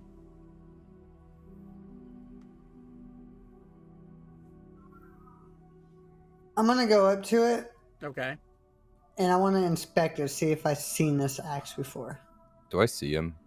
At this point, you Or like see, anything? you see it's fully lit. You see Echo step out, the short-framed Echo step out and bend down to pick up your hand axe. Behind him, you just see a very curious looking creature with a beak coming out of its out of like her hood, like reaching. What is that, Dad?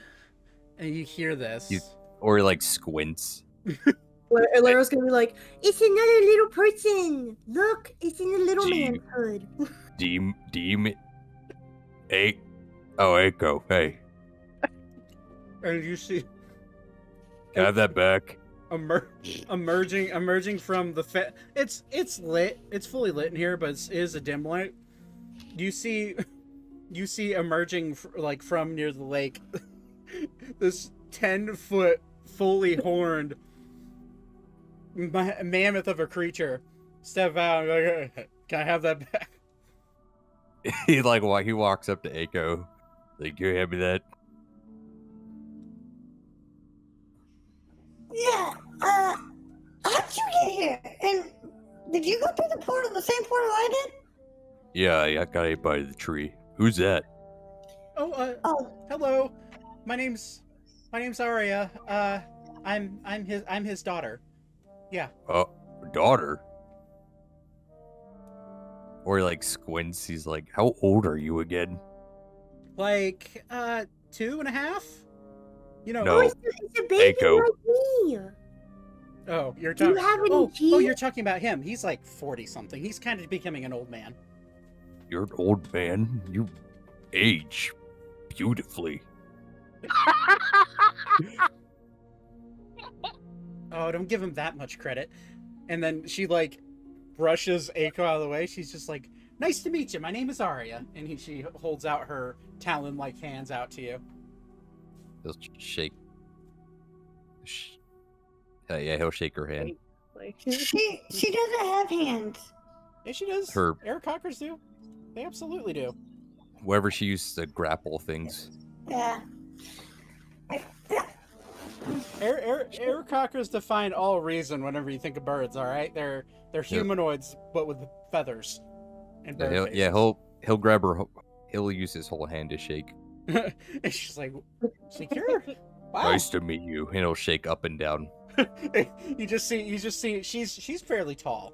She's about 6 foot, five, maybe slightly shorter than 6 foot, but she's within she's definitely a lot taller than Eiko. And you just see her shoulder like going up and down as you shake her hand, and she's 5'6". She's 5'6". Thank you. She's like, "Nice to meet you, Mr. Ori. Can I have my hand back, please?" Oh, yeah. Thank you. Where'd you get those feathers? I was born with them. Look at Eiko. You don't have feathers. Did you lay with a bird? Dad, what does lay with mean? Don't worry about it. And no, She don't know that yet? she Well- don't know that yet. And she, I travel a lot. Well, when two people get together Oh, and she just starts looking at He'll you hold out his hands. very intently. He'll hold out his hands like he's like trying to, like he's like moving his hands like he's explaining. When Alara looks traumatized at this point. hello, he'll look down. Alara, cover your ears. What? You just see her take her little paws, and she's just like, Perfect timing on this train. So, you but just- whether it be a man, woman, woman, man, or man, woman, or whatever you want to be, A1. right? Are you gonna stop me? No, Echo, I'm intrigued. you Alara really starts want me to tell her crying. this? I'm very intrigued. Keep going. Alara is in full tears. Wait, whoa! You, Time out. you really want me to tell you this? Mr. Ori, can you take up a what is that? And she points up to Alara.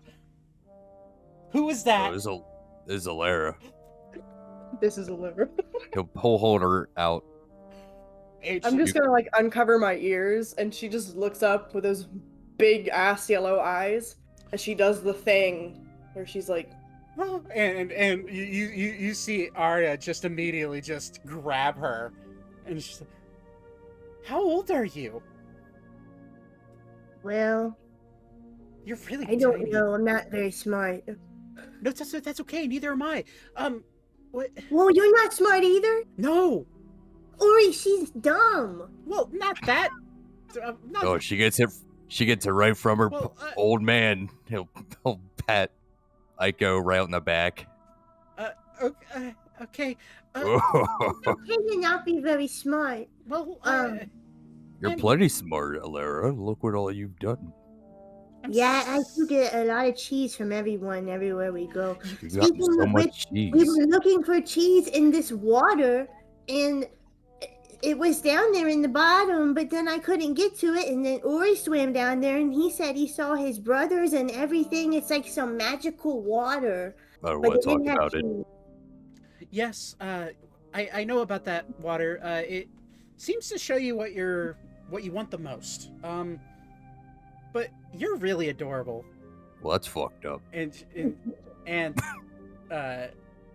she like lifts Alara back up to you, Ori. It's like, here, I think she fits more up with you. And He'll lean his head down to put for her to put Alara on his head. And Laird, you just see Aria like reach as far up as she can, and just like place Alara down. She's like, there, that looks a lot better. Alara, can we be friends? I like you, bird lady. You can be my best friend. I like you too. Mr. Rory, you said you saw your brothers at the bottom of that lake? I don't want to talk about it. Oh, okay, too much, okay. Not pry, I don't want to pry. It's okay. So anyway, I'm. Oh, okay. All right, you know how to get out of here. No.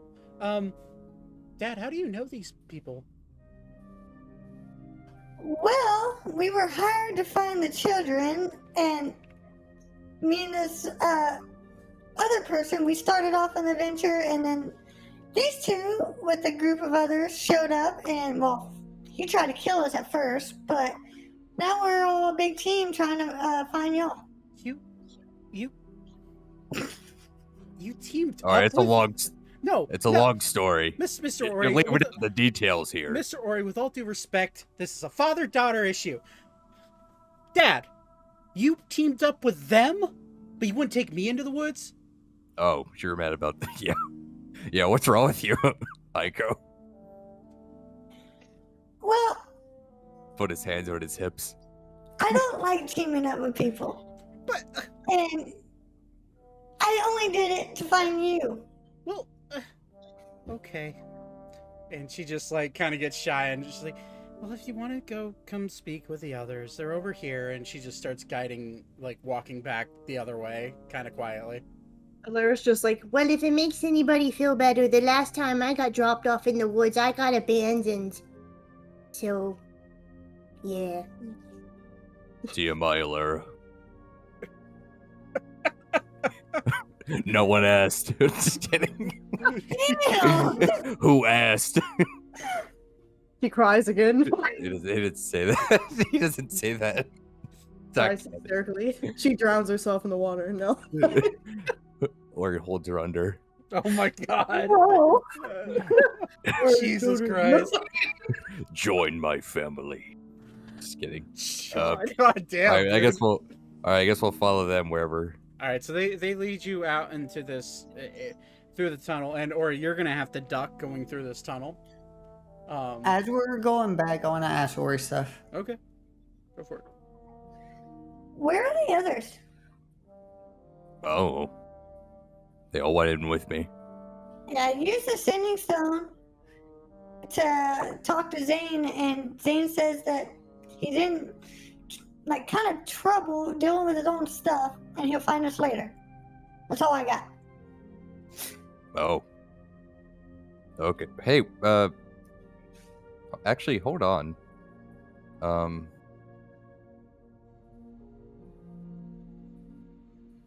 Since I'm a Minotaur, can't I not get lost? No, you can't get lost in caves, buddy.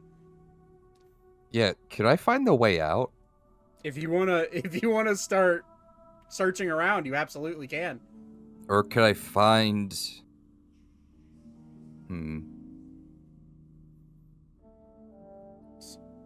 So how? What I... Go ahead. Sorry. You go ahead first. Oh, I was gonna say how that ability works, or how that feature works, is that you remember each and every cavern and corridor you've walked down. Okay. You're able to remember it to a very finite detail. So if you start wandering off in directions, it would take you as much time as it would take normally, because you are traversing this cave for the first time. You wouldn't just be able to magically find the exit. Well, what you could do is that instead of pairing up with everybody else eventually and trying to find it, you could just start wandering around aimlessly and spending time trying to find it. And you'd be able to remember how to get back from where you're at. Would he... he could remember just everywhere. Like, he just has a mental map of the cave. Yeah. That's exactly as he goes along it. That's exactly how that works. Yeah. Okay, it's not a...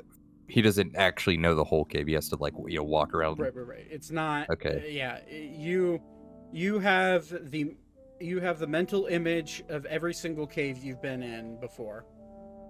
Okay. But you have not been in this cave. So you would have to explore first. Okay. Well, it's probably best to just, find everyone first and we can get out later. Okay. So you guys wander back towards the other chamber to where you and Alara unknowingly know that's where or at least some of the children are. We're going to stop there with that right now, and we're going to go to Zane.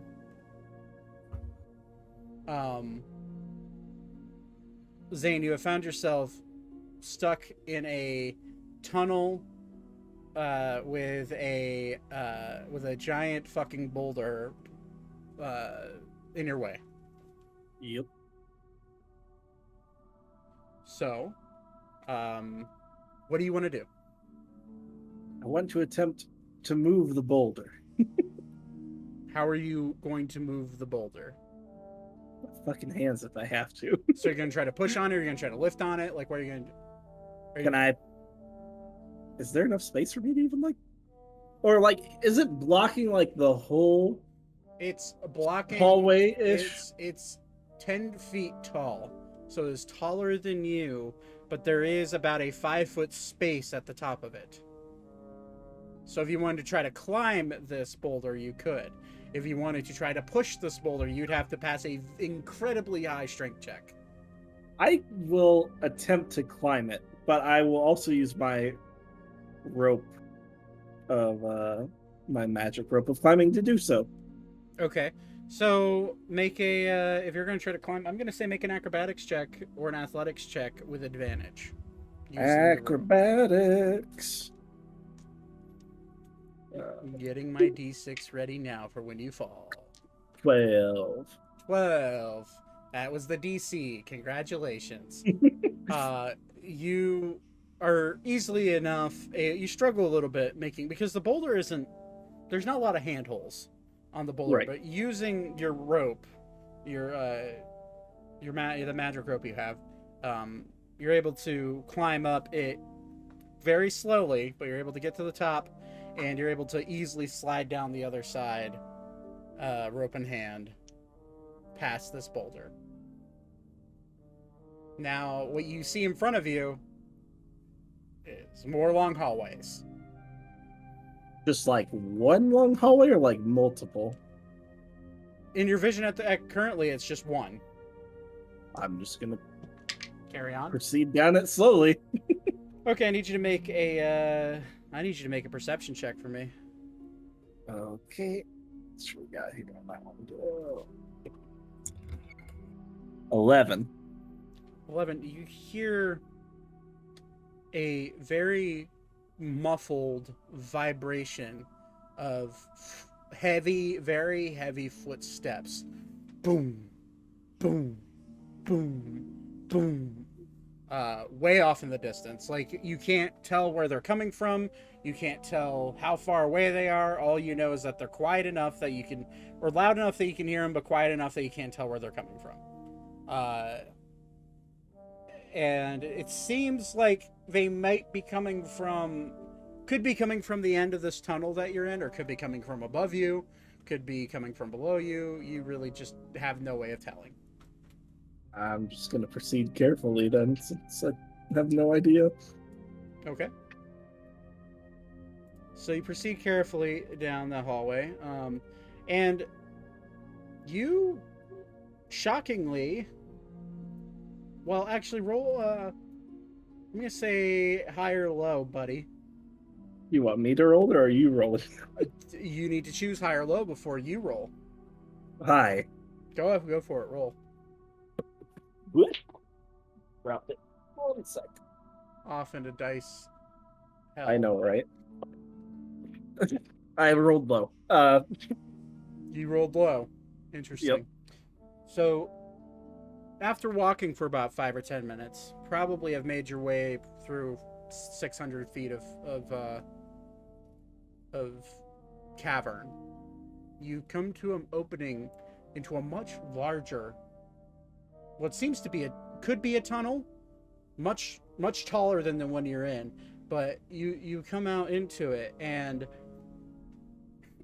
to your left, you see almost like a giant room to your left, what seems to be a pillar coming up out of it.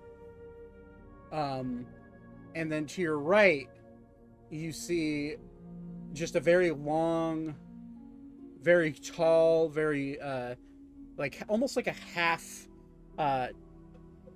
cylinder, just massive. The ceiling is every bit of 100 feet tall in this tunnel. It's just a massive corridor. And to the right, you look down and you make a perception check for me. Sure will. Natural 1. Yep. You look down and you're just staring into darkness. You don't really hear anything. You don't hear... What you also don't hear are the very quiet, shuffled footsteps of Alan and Beep slowly walking towards you in the tunnel. Even with that with your dark vision, you see one very large silhouette and one fairly shorter silhouette, like walking single-filed line, crouching, walking their way through the tunnel. That's the one on my left or my right? That's to your left. Coming from what seems to be the room with a giant spire in the middle of it. I am going to just take up a defensive stance, like hand and shield up, just ready to tussle if I need to. Cool. Not to cut you short there, but let's go to real quick. Let's go to Well, actually, Thaddeus is not here, so we're going to give it a second. As you see these two figures walking towards you, Zane, You start to try to squint and look closer at him, but you just can't tell in the darkness, even with your dark vision, who these. I do have light on me. Oh, do you have light on you? Because my magical tinkering on my shield. Oh, it's lit up. So, Beep, as you're taking the lead down this hallway with Alan following fairly close behind you, you see this glimmer of bright light coming from the side to your right from the side of this tunnel. What do you want to do?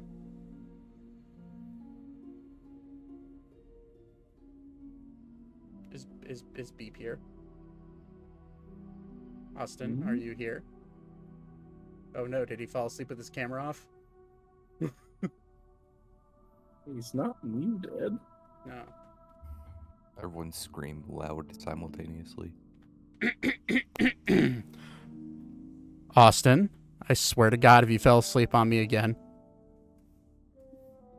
Austin?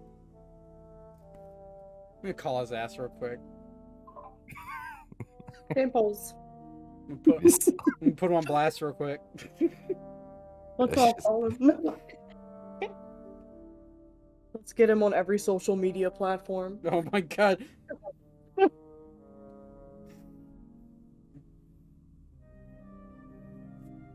He probably did fall asleep because I forgot he was here. I was like, we're missing somebody. The boy! He lives! I saw that picture of Lex. That's fucking hilarious. Me? Wait, a picture of what?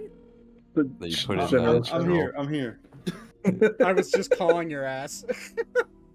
Yeah, I literally was downstairs for a moment. Oh, okay.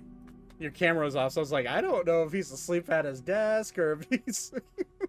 No, I'm here. Okay, so I don't know what all you heard, but Zane found his way through his tunnel, encroaching into the very large tunnel that you witnessed this dragon walking down. And as you and Alan are slowly making your way, like stealthing your way along the left side of the tunnel, you see this giant glowing light come just illuminating from the side of the tunnel. It's in a fairly smaller, about torso-sized, it's just kind of like shape of light. What do you want to do? I guess like very slowly approach it. Okay, Zane, you see this. So how are you approaching? Are you gonna in stealth? Are you on all fours like a tabaxi would? Well, like I'm still in stealth, yeah. Zane, so you see the creature in front, silhouette in front, drop down to all fours and slowly, cat-like, start making its way close to you. And then looking past it, you see the very large. You see what seems to be the larger person in the background stand fully up, and you start to see him slowly start to grow and shoulders get broader. You see a silhouette just slowly start to change as Beep, as you get up closer, you see now. Is your armor up, Zane? Yeah, I'm in my armor, but I mean it'd be recognizable. You see the armor that you've seen many times now, but it kind of a scary thing to see in the middle of the darkness, with these two little beating red eyes coming out of the slits. You see Zane standing there at the ready, and Zane, you see Beep there, and then you all of a sudden you see, now that you realize who it is, you see the other person behind Beep drop down to all fours and just immediately rush towards Beep, and that's when you realize, okay, this is Alan. And Alan's like, oh well, that's embarrassing. And you just see him stand up and slowly start to change back. I'll just kind of get a bit more like loose and be like, oh, we're good. It's good. and I'll come out of stealth. Yeah, and then immediately Alan's like, wait, shh. And he just kind of points down the hallway.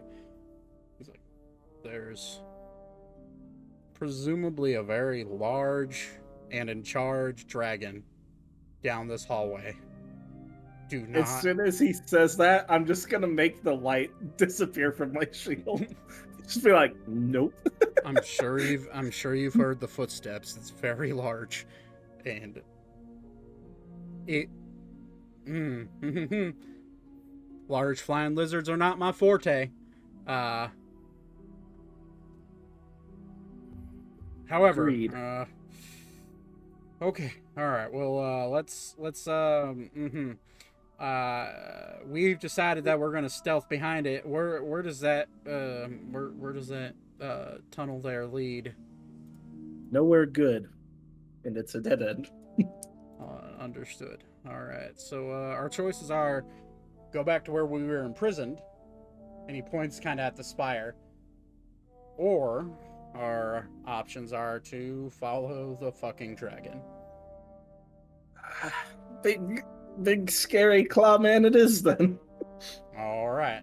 So you guys start walking down that. Now let's go back to Vaten. As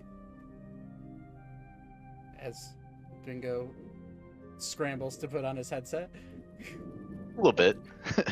Sorry, I've got like a crisis going on with a friend of mine, so I'm trying to you're good, brother. juggle and still listen. Okay. So Vaten, you land and you've taken a little bit of damage, but you're able to run up to your friends, and Elka and Thaddeus, you both see a silhouette from coming out of the darkness. This tree's bright and you can see, but it does cast a weird shadow from where Vaten is coming from, and you see him step out of the shadows, and it's the neighborhood friendly lizard man that's been a part of your group for a while, and now it's up to you. What do you guys want to do?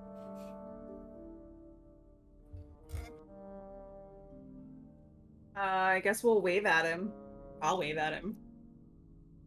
All right. I had drawn my rapier as I saw him approaching, and then when I recognize him, I will whirl it around and bow and say, "It is the master cook."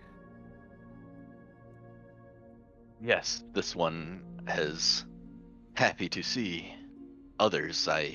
This one did not like being alone in these caves. Yes, I just shortly landed before you from climbing down the wall and found Elka here. We've not had much time to discuss what is going on here. Are you harmed in any way? The tree here gives water of life. This Oh yes, drink. I'm like limping a little bit. This one has injured an ankle on the fall. You Please should take a drink. from the I will drink from the river. You feel almost like you take a drink of it, and this water, you feel it from the top of your head down to your toes. Almost feel like it fills up every inch, every extremity, every inch of your body, of just this very relaxing cool that it just sweeps over your body. You feel the exhaustion from travel. You feel the exhaustion from exploring just wash away. You feel your ankle slowly start to like go numb a little bit and then feel completely normal. You watch like any odd cut, bruise, any sort of damage that you may have took from the days prior just slowly starts to heal as you drink more and more of this water, and you become fully healed, and you get this nice little breath of fresh air. Now, Elka, I don't know, and Elka and Thaddeus, I don't know if you both have drank this water as well. No, Elka did.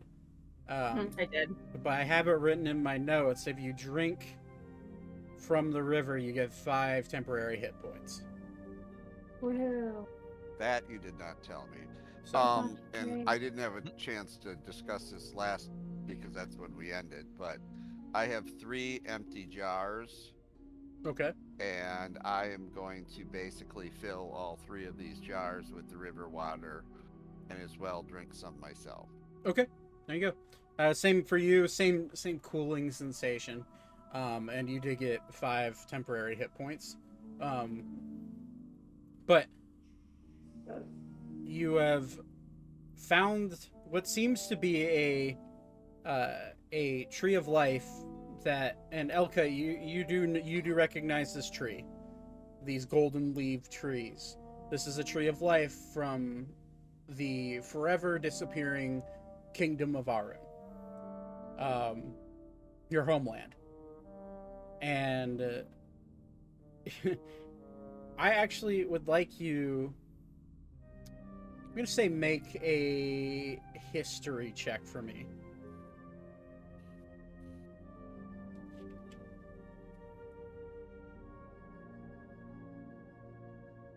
$19. You would know that the seeds and the saplings of the trees of life cannot prosper without the soil of Arun. You know this to be an absolute fact. You studied this growing up. So whatever knowledge you now gain from this, from your background knowledge of this, that's up to you to share if you want to, but you do get the sense that am I home? Like, I will think about it for now. I'm probably not going to want to tell it too much to people. It's going to like about whether or not I want to tell everyone where we are and that I'm probably also from here. Mm-hmm. Okay. So fair enough. So with your group now intact, is there anything you guys want to do? Do you just want to hang out by the tree? Do you want to try to venture more into the caves, or do you want to try to figure out a way to contact your friends? I don't know if any of you have sending or any sort of any way to talk into someone's mind. Do we know where the others are? This one does not know. This one has only seen a small, non-human blob. I came into a tunnel, and when I landed, there was an opening, and I looked down and saw Elka,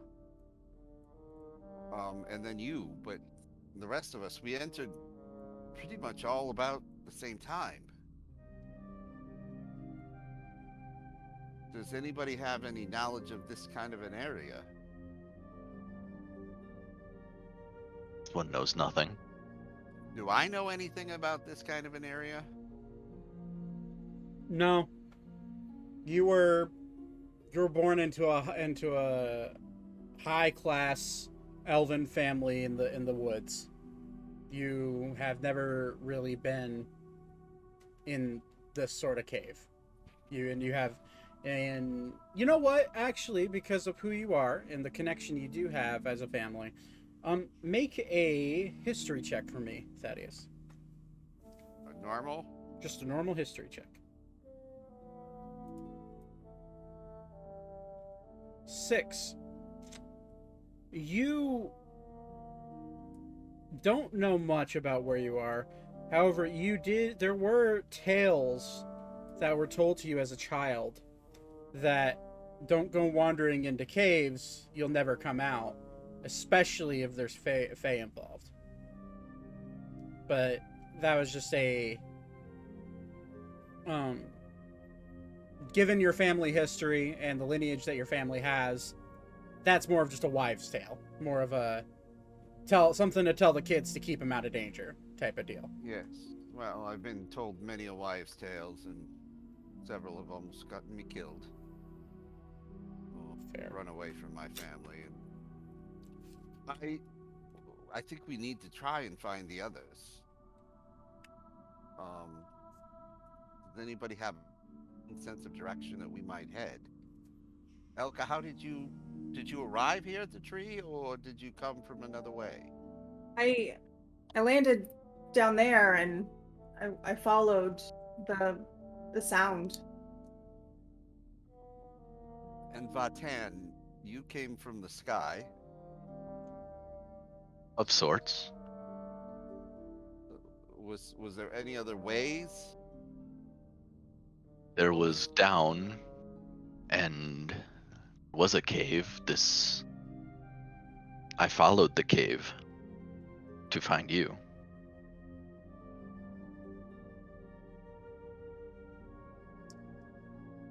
I'm going to look at the pattern of the water.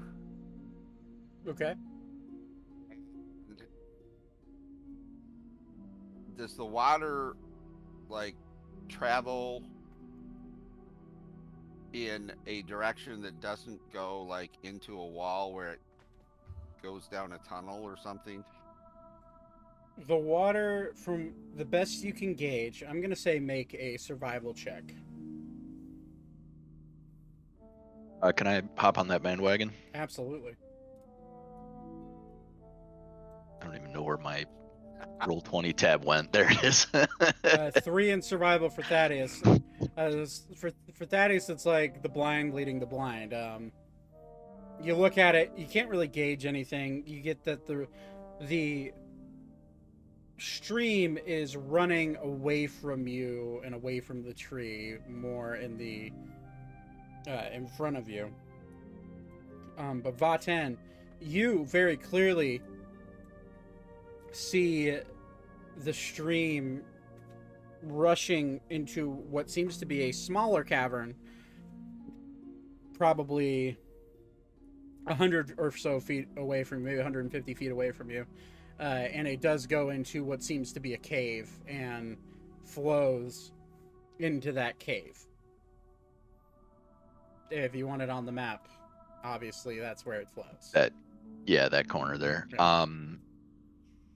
So it like disappears into the wall, or is it like it's there? There's a mouth of a cave there, of a tunnel, and it seems to be flowing down the center of this tunnel. But you, from just a quick glance, there's no way for you to ascertain how far that tunnel goes. If the tunnel ends up going underground, if it goes, if the water disappears in there, it's just you don't really, you can't tell. Even with that high of a survival check, you can't really tell from where you're at. Mm-hmm.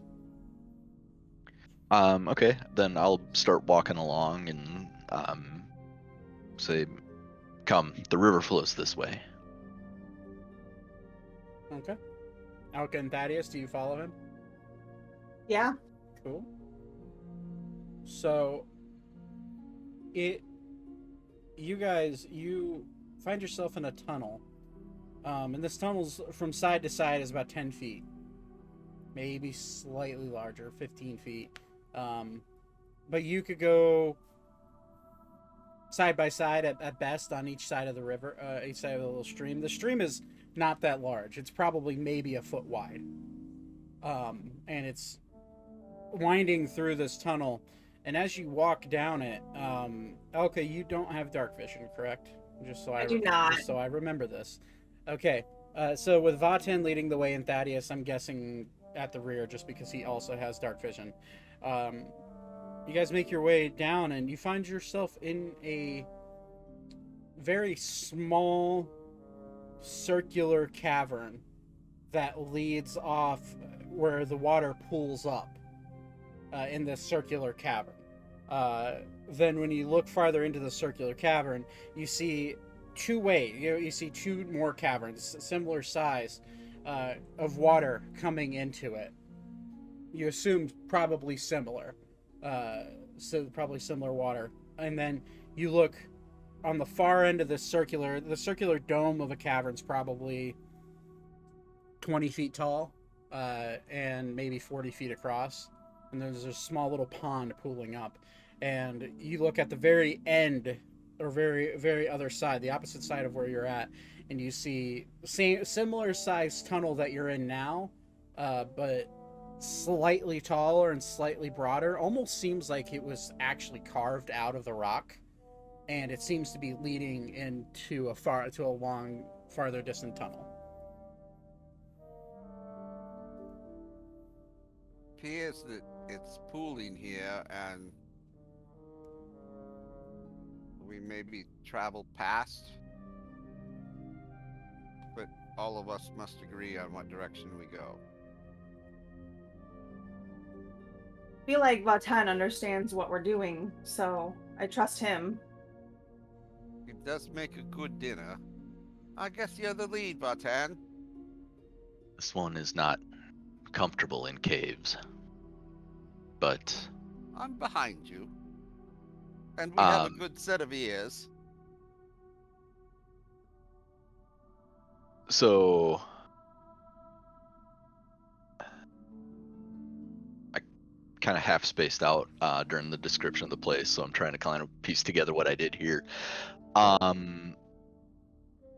It looks like where the creek, river, stream, whatever splits, it looks like it's all coming here. This is a pooling location. There's not necessarily anything going out. Correct. Okay. I'll turn to Elka and Longears. You are familiar with this water, correct? I am, yes. Is it safe to swim in? I'm assuming that's a yes. Is this a DM question? Yes. Yeah. Yeah. The answer is yes. Elka, with your knowledge of it, you understand that the people of your realm have used this water to bathe in. It's also, you also know that it's one of the main reasons that Fey folk and people who live in Arun have such longevity. So you would know right away that yes, it's very safe to swim in. It's just ordinary water, but with healing properties. Yeah, we can swim in it. This one will be back. And I start unwrapping the turban from my head. I will keep the dark vision goggles because I'm assuming it's dark under the water and I can't exactly light a flame like I normally would. Mm-hmm. And strip down to my lizardy desert skivvies. You'll see Vatan kind of shudder again, like he really doesn't like this. Mm-hmm. But he's gonna go ahead and jump in and utilize my hold breath feature. Hey! Wow, 15 minutes at a time. That's helpful. Yep. And I also officially have a swim speed as well. But I'm gonna go ahead and 30 feet. Okay. Yep.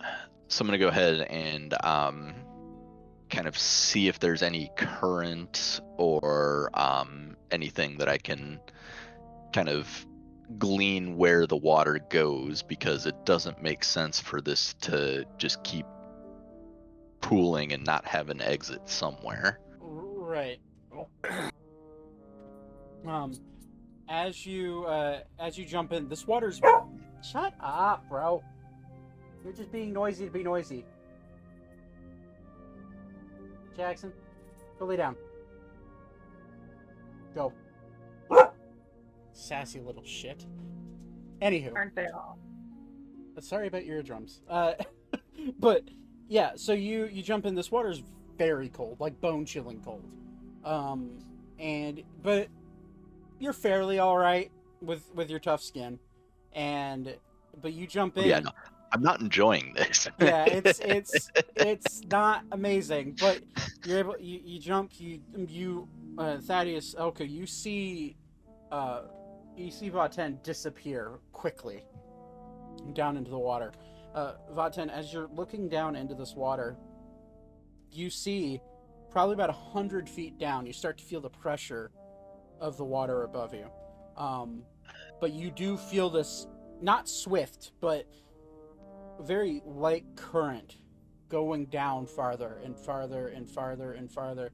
And you can ascertain that this pool of water could go down as far as 1,000 feet. But you do feel a very slight current as you get about 150 feet down. And as you look down, you see crystalline features where it seems like this water has just melted away the stone from the face of the earth, and all you see is just crystal winding its way the farther down it gets. You feel cold, but cold can't really describe the amount of cold that you're feeling right now. It is literally as if you're being frozen solid by this water. And you can move your hands. You could swim. You have free range of motion, but you feel, even with the thicker, scaly hide that you have, you're starting to feel numb in certain extremities because of the sheer cold that this is. But these crystals almost seem as if they're ice. But this ice is so clear that it's hard to, it's even for a young man from the desert, you've never seen anything like this. But it's up to you. It's starting to become almost unbearably cold. Yeah, no, I'm out. And are lizard folk hot-blooded, perchance, or cold-blooded? On paper, I don't think it actually says. I'm gonna say, just for the fun of it, roll a Constitution check.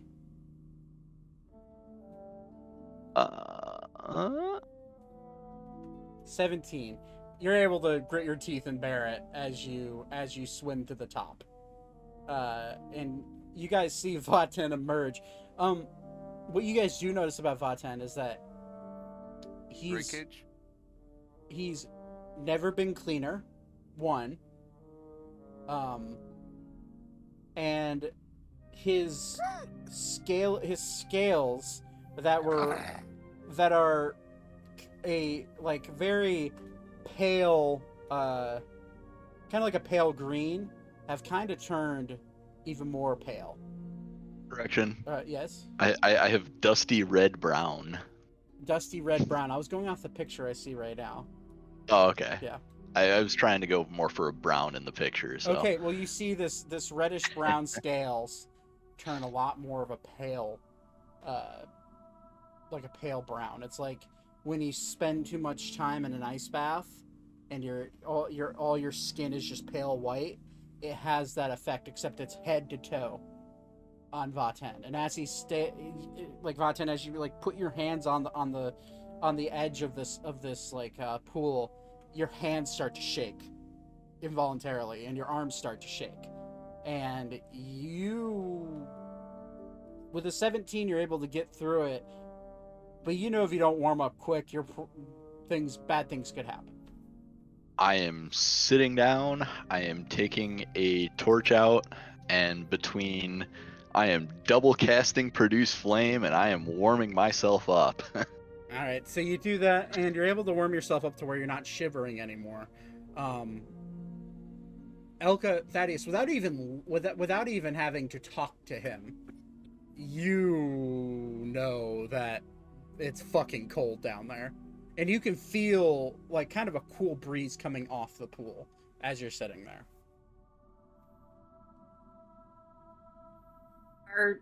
Are you all right? One does not like the cold. No. I've Should heard things about this cold. I'm gonna light a torch and kind of get it close to him to try and help him warm up. Yeah, I'm basically, I have a torch in my in front of me that I'm sitting in front of. I Produce Flame going in both hands, trying to warm myself up. Yeah, I'm gonna say after about 10 minutes of sitting there holding it, you get to the point where you can feel your extremities again. But as soon as you can feel your extremities again, instant rush of pain, and all your fingers, all your toes, your feet start to cramp up a little bit. You were one bad Constitution check away from catching hypothermia. Figured. Um, That was part of the reason why I got the hell out of there. yeah. Um, But you are alive, you are well, you are warm, and you're actually with the flames, you're able to dry yourself pretty well. Yep. Once I am nice and dry and not gonna get my clothing wet, I'm going to go ahead and re-robe and carefully rewrap my turban around my head. Okay. I will pass the goggles of night vision, dark vision. I will go ahead and pass those to Elka and just say, this one can use fire. Well, thank you. You put these goggles on, and your entire world opens up compared to what you saw before. From not hardly being able to see 5 feet in front of you, you can now see everything in this chamber.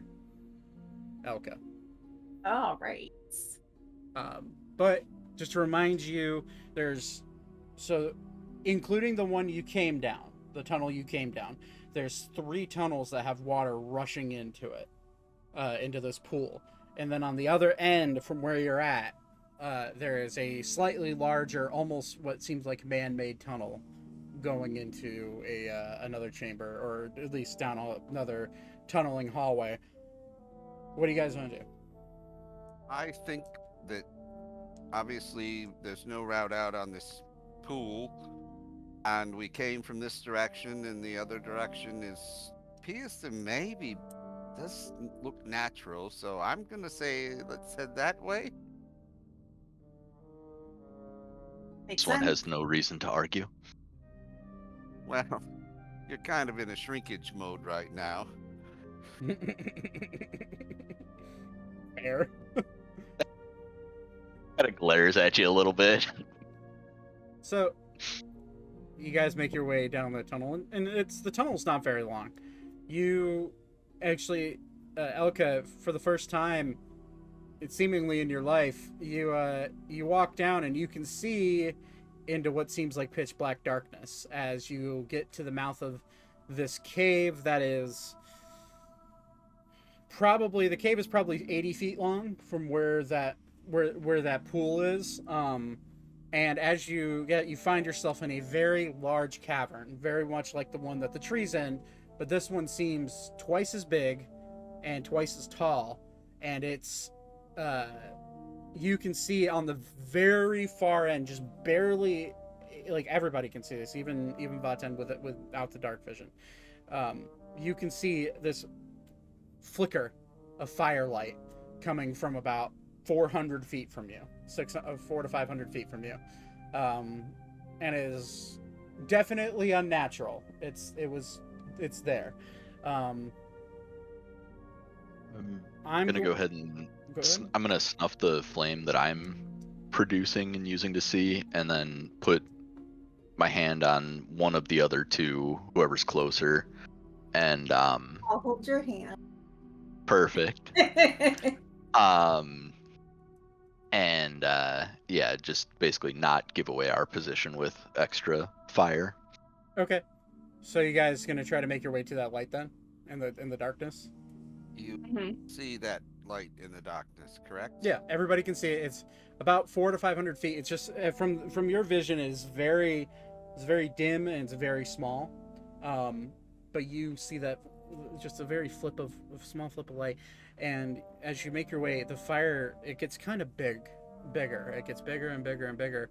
I want all of you to make a perception check real quick. This would be using your ears, so Nat 20. there you go. With an 18 perception, Jesus. God, Thaddeus, it's becoming a joke at this point that you just don't see and or hear shit ever. He is too above seeing things. Did I knock you out there, Matt? Jesus. With a natural This water I'm drinking may not be water. with an 18, Oh.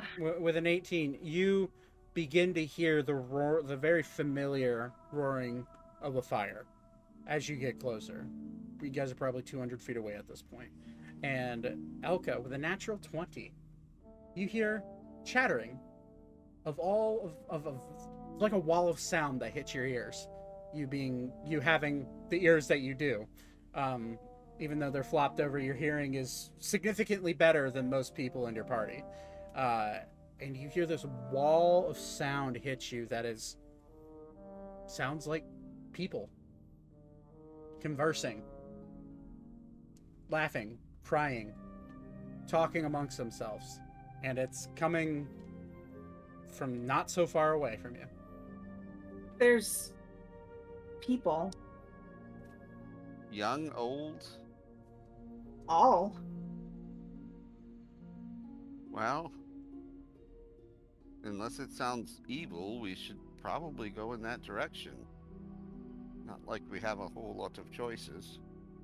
Right. Well, would you like me to stealth ahead and see if what I can come about? I could also stealth. Like, are all three of us pretty sneaky? Yeah, I'd say so. If y'all want to roll a stealth check, This one is not sneaky.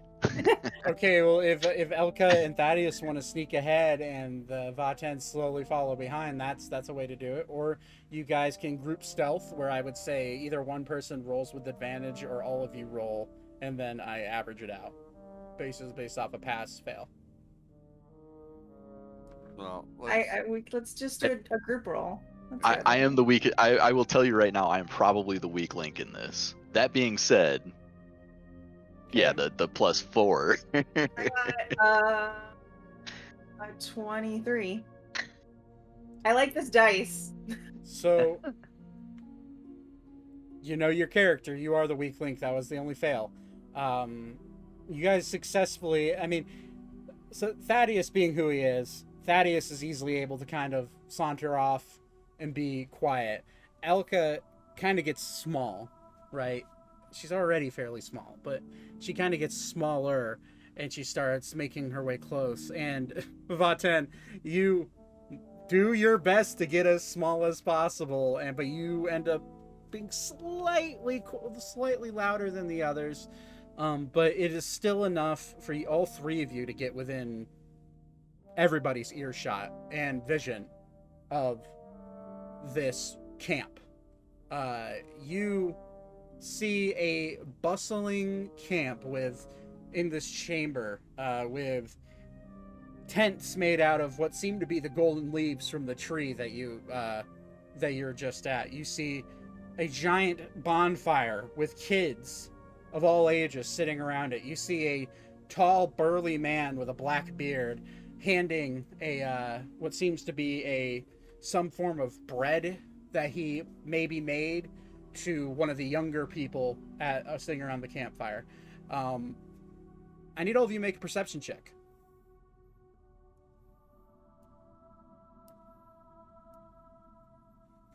Okay, I rolled 10. I I only rolled slightly better than you, so. Going one extreme to the other. Oh yeah. 10 was the DC, so Thaddeus is just kind of unaware. What Thaddeus does not see, but what Vaten sees very clearly, what Elka kind of sees, is a flicker of light probably 300 feet to the right from where you're at. And you see, Vaten, you see silhouettes of multiple people walking towards you from the other end of the cavern. And one of them is particularly tall, larger than the other two that it seemed to be on foot. The one leading it is you can, from the outline, they have a rounded head from that far away. And then there's one that's fairly tall, like average height. Then you have one that's really short, and then you have one that's like abnormally tall, walking towards you, but with one torchlight leading the way. Figures over there. Now, My vision is not well. It's. Can you describe what you're seeing? I'll go ahead and relay the description. okay. So you do that. So, Eiko, Ori, would you two be trying to stealth, or are you just kind of wandering back because Arya is guiding you back to the camp? Just be heading back. Okay. May just be walking. So, Because go ahead. if we think there would be danger, we would hear the kids screaming. Right.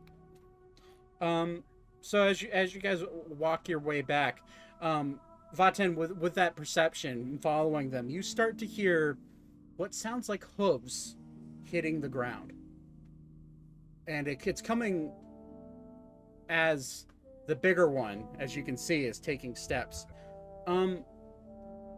With a 23, and as they get closer, you know who it is. Oh yeah. I'll kind of get out. I was kind of in a little bit of like a almost combat crouch, with like my spear at the ready.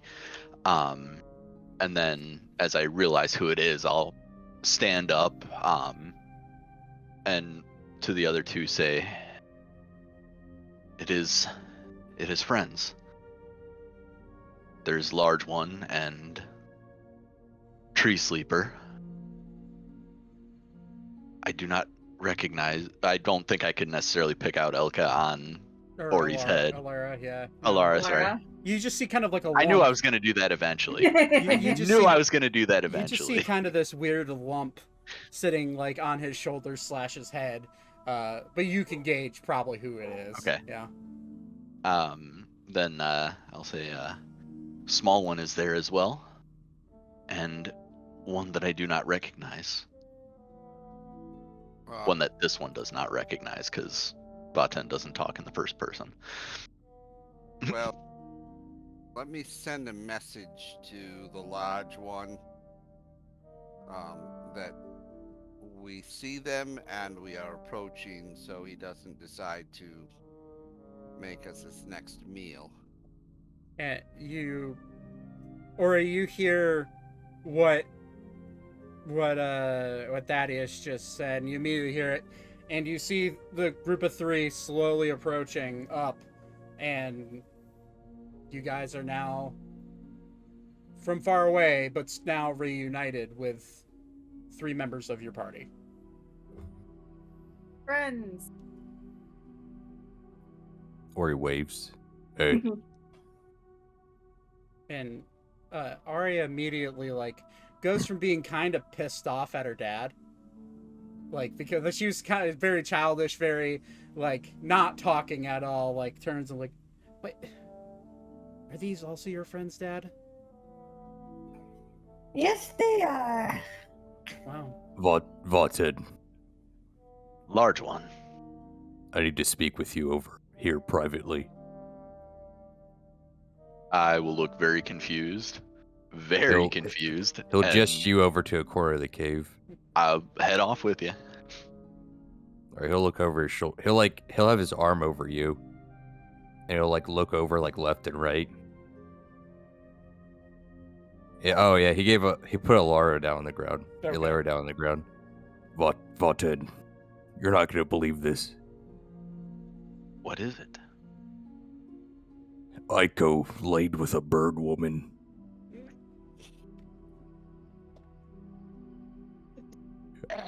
That's me laughing. That's not my laughing. Isn't that funny? Who does that? I'm just gonna cock my head to the side, and this one does not know. He'll look at Aiko we got a freak, am I right? My little lady of cheese! Have you found any cheese for us?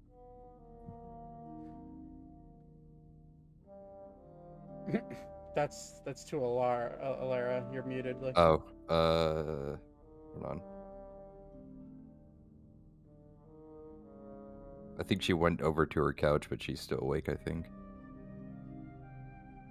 Who am I hearing the train from? I'm not hearing any train. I don't hear no train. I have music blasting in my ears constantly, so I can't. But Oh, hold on 1 second. Y'all, today was a long day. I am exhausted. yeah, Oh my god. we're I had a stream going. Oh, I was gonna say that the only thing I could think of is I have my fan going on pretty high speed, but No, this was a freaking train, like, and I'm like trying to see who's turning green. Where the hell? It's like it's outside their window. Evidently, I had bumped a YouTube stream. Oh my god, I'm an idiot. So, you guys, since it's getting late, you guys are now reunited. You, Ori and Vaten walk off to have that short little conversation. I don't know what Vaten's reaction to that would be. just head cocked and kind of like a so what type of thing. It's weird. This one. I didn't know interspecies could procreate. This one did not know as well. So I just rolled a perception check for Arya. She has a very high perception. Very. Very high perception. She just rolled a 24. And she, without you guys realizing it, she sneaks up behind Ori and like jumps up and grabs on Ori's shoulders. She's like, "Hey, Mr. Ori, what you talking about?"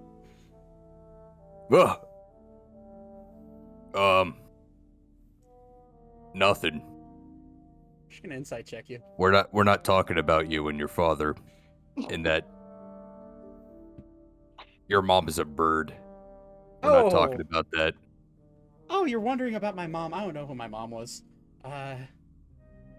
Honestly, I'm pretty sure my dad told me he just found me down by the river somewhere, and he just... Oh, okay, that makes more sense. I don't know why I didn't think about that.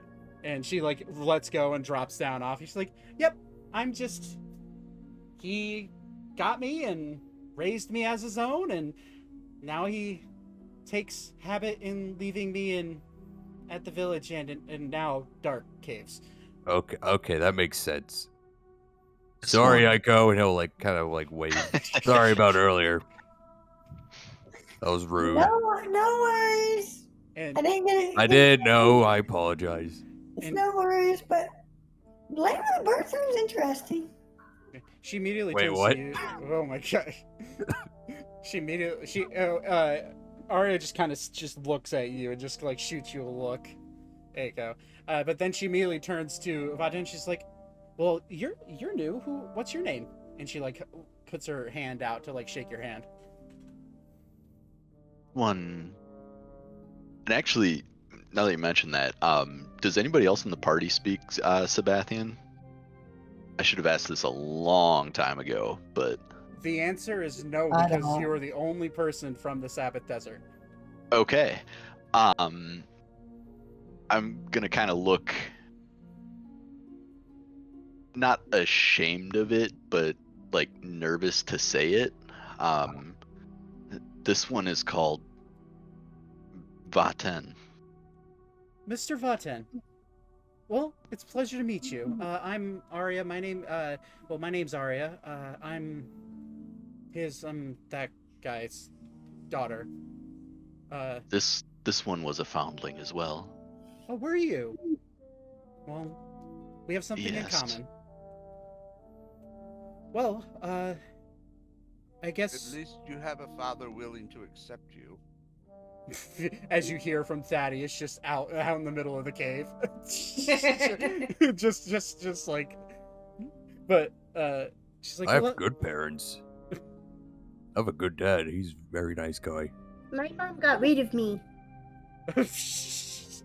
Everyone has little fucking trauma in this party. My cheese monster. Stay away how from are my you? house, from my family. Jesus. And she points over to the camp. She's like, well, why don't you guys come over and meet the others? It's Ori, I know you already did, but well, no, Ori didn't. Sorry, Dad did. But yeah, let's go over and meet the others, and we can maybe figure out how to get out of this place. Are we missing anybody from your group? Where is Zane? Yes, the shiny one and The one who killed me. You're still here. What are you talking about? Okay, tried to. We've all tried to kill something. So It looks like shrug. Well, you've tried to kill pretty much everything. Krill? Brill. Sorry, I couldn't let that go.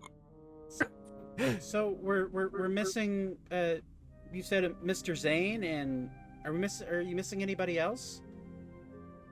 Yeah, he's The- about, this. the beeping one. I don't know. I haven't come up with a good one for beep yet.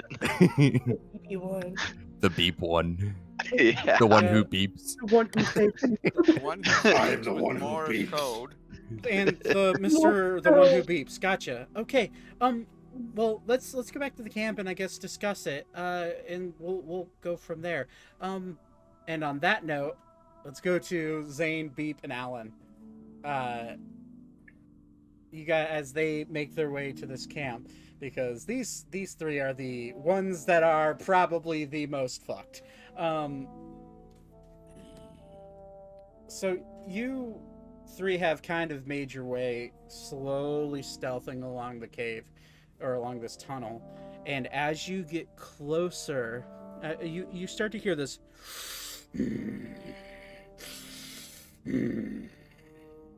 and you just hear this grumbling, like almost like inhaling and then just grumble coming out, like reverberating through this cave as you get closer and closer and closer. And as you make your way into this chamber, your eyes can't believe what you're seeing. As you look around, this chamber is massive, thousands of feet in every which direction. It's easily 400 feet in the air. And every which direction you see piles and piles, taller than any building you've ever seen, of gold coins and golden treasures. You see gems danced about all throughout these. And what you have now realized, Zane, I'd like you to make a history check for me. Yeah, can do. This is my history modifier. Oh, baby, that's a 21. You read about dragon hordes before. And what you are now looking at fits the bill to the T. And you start looking around, and you, with the 21, you know that dragons, specifically red dragons and blue dragons, love to bury themselves in their treasure. They love to be touched by their treasure as much as they can. And you, knowing this, look throughout and immediately know that you are one false gold coin away from revealing death. Oh boy.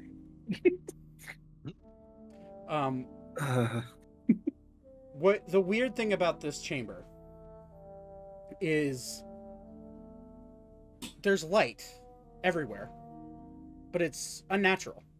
You don't know where this light is coming from, but it's so bright that it's reflecting off the gold, and you get the sense that wherever this light's coming from is reflecting so hard off the gold that the gold itself is lighting this room.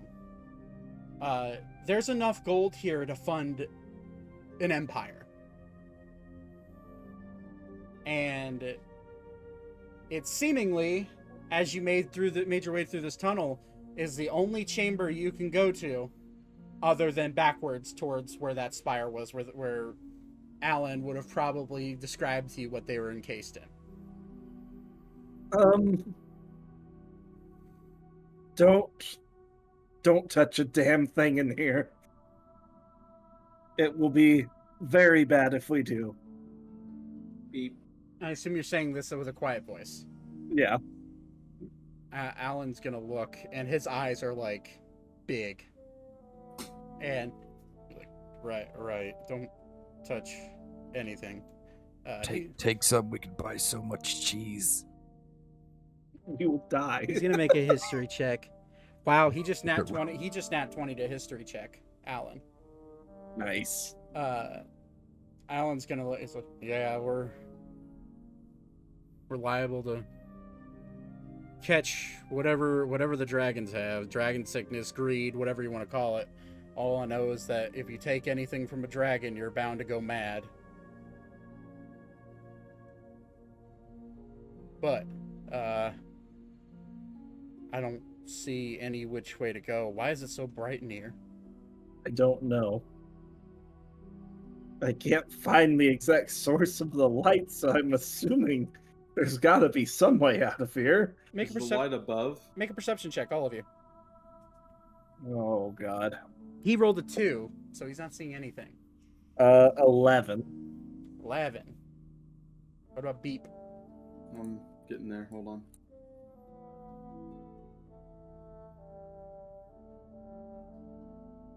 $21. Nice.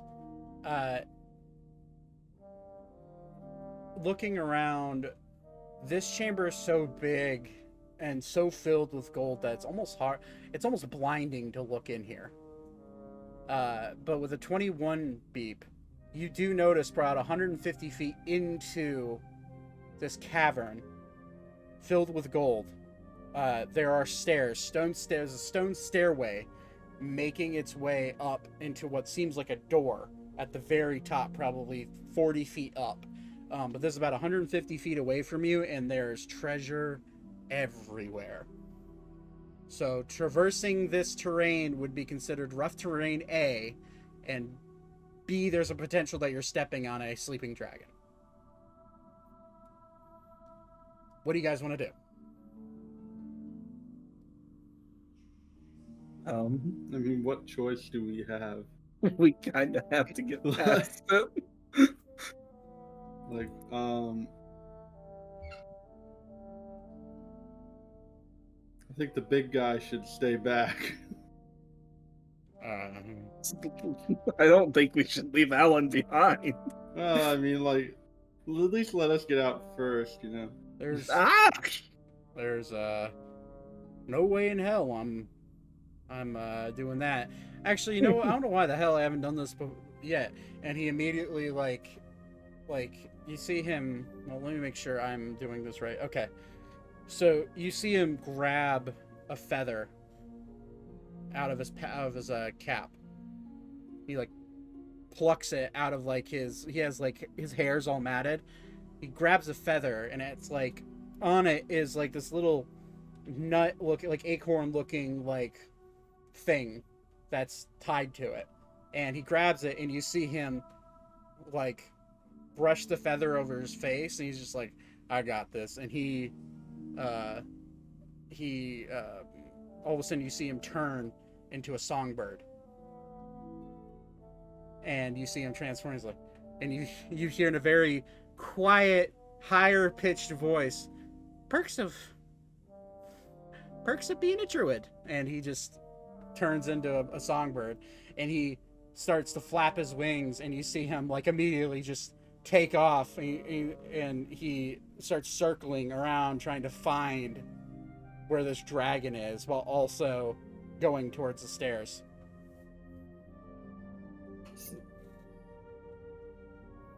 Oh, we've got a problem.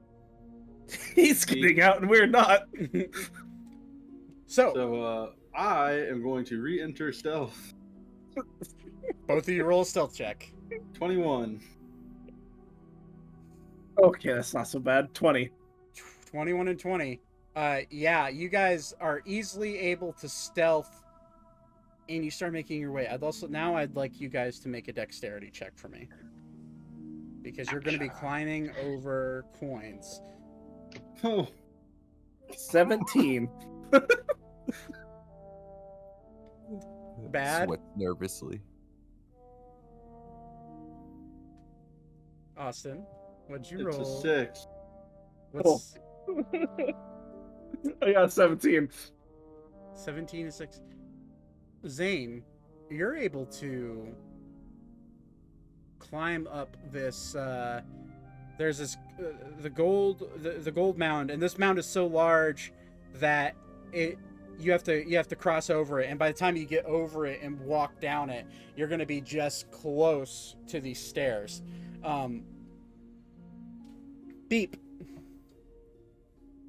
I'm going to check your DM that you just sent me before. Oh, don't. It was an accidental DM. Oh, okay. Yeah. Beep. With the 6. Was that a 2 plus 4? Is that what that was? Yeah. Cool. Oh god. It wasn't a 1. As you Right. You think that matters, motherfucker? But it wasn't. It wasn't. As you climb up this pile of gold, you slip. The gold starts falling out from underneath you, and you start realizing, I gotta hurry. So I'm gonna need you to make an acrobatics check. Okay. 14. 14. You're able to get just sure enough footing that you're able to place your foot down and jump to where you can get into more of a stable part of the pile. However, with the raining gold coins come flying down off this pile, you hear Zane, you being in front, you see out in front of you this tail, reddish scaled tail, start to move upwards, and you start to hear No, fuck. and you see this. Beep does not. And as Beep makes his way over the gold pile, you start to see the wings start to span up, and these wings are just from the bend in the wings raising up. They're every bit of 100 feet long, and you see the claws start to slowly appear out of the gold that it's buried in, and then you see the nose, the gold coins fall away from its nose, and you hear echoing through the chamber, "Who has entered my pile of treasure? Is there a fly? Or maybe a little rat that's wandered their way into my keep?" At this point, Beep, reroll stealth for me. 15.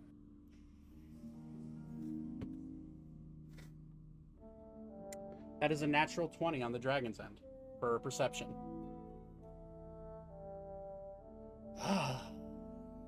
I haven't smelt feline in a while.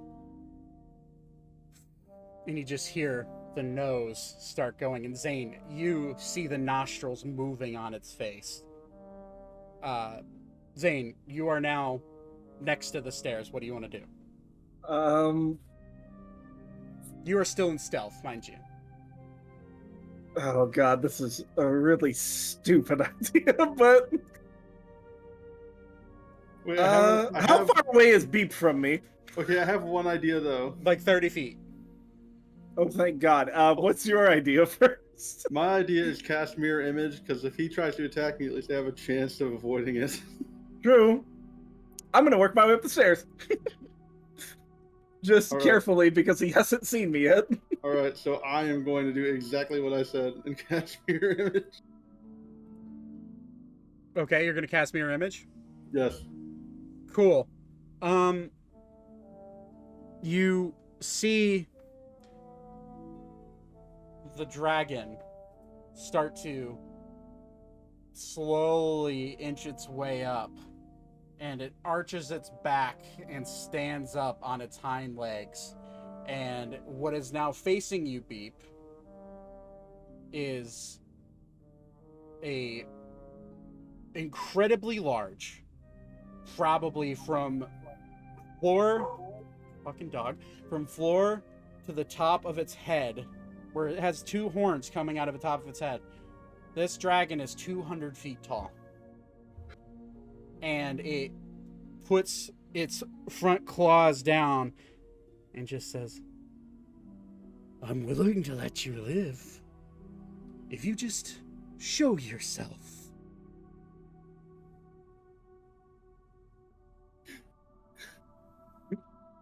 So, Beep at the fucking dragon, my guy. Alternative idea. I'm going to keep running for the stairs. Okay. All 3 of my copies are going straight at it. But Well, that's not quite how they work. No. well, kind of like that, okay? So what They mimic your action. They though. mimic your actions, so they're running next to you. Yeah. And immediately, the dragon just goes, which No, one to no. fry? I'm going to drop 50 gold coins. I'm just gonna be like, this is my penance. Just let me go. You think? You say, well, yeah, you don't say anything. You can only beep. Yeah, I'm just beeping, but I'm dropping them. Beep. I'm just like Beep, persuading them with gold. Yeah, I need some scared beeps. Beep, beep, beep, beep. You roll a persuasion check with disadvantage for me. Oh, okay. Well, I'll roll again. Ah, yeah, I'm sorry. I'm on a 12. Oh my god. 12. I do not understand what this beeping is, but... And you start seeing its belly glow. Zane, as you make your way upstairs, you're running up the stairs. I need you to make an acrobatics check with advantage because you are sound footing. You see, wow, 2 16s. Damn. Okay. So yeah, you're able to run up. You're able to get up the stairs. Beep. I'm gonna need you to make a. I'm going to need you, my friend. He's going to look down at you. I would run. And you make your way up. You just make your way to the stairs with your clones, like basically coming in and out next to you. Make an acrobatics check for me with disadvantage because you're rushing. 15. Wow. Okay. 15. You're able to bound up the stairs as you hear the ignition of a breath of fire come erupting from the mouth of this dragon, and you see Alan in his bird form drop it and immediately put up. Let me pull up Alan's character sheet just so I'm getting it right. Come on, where is it? It's so many fucking spells. Where is it? Oh, there it is. He's gonna put up a why is it being weird?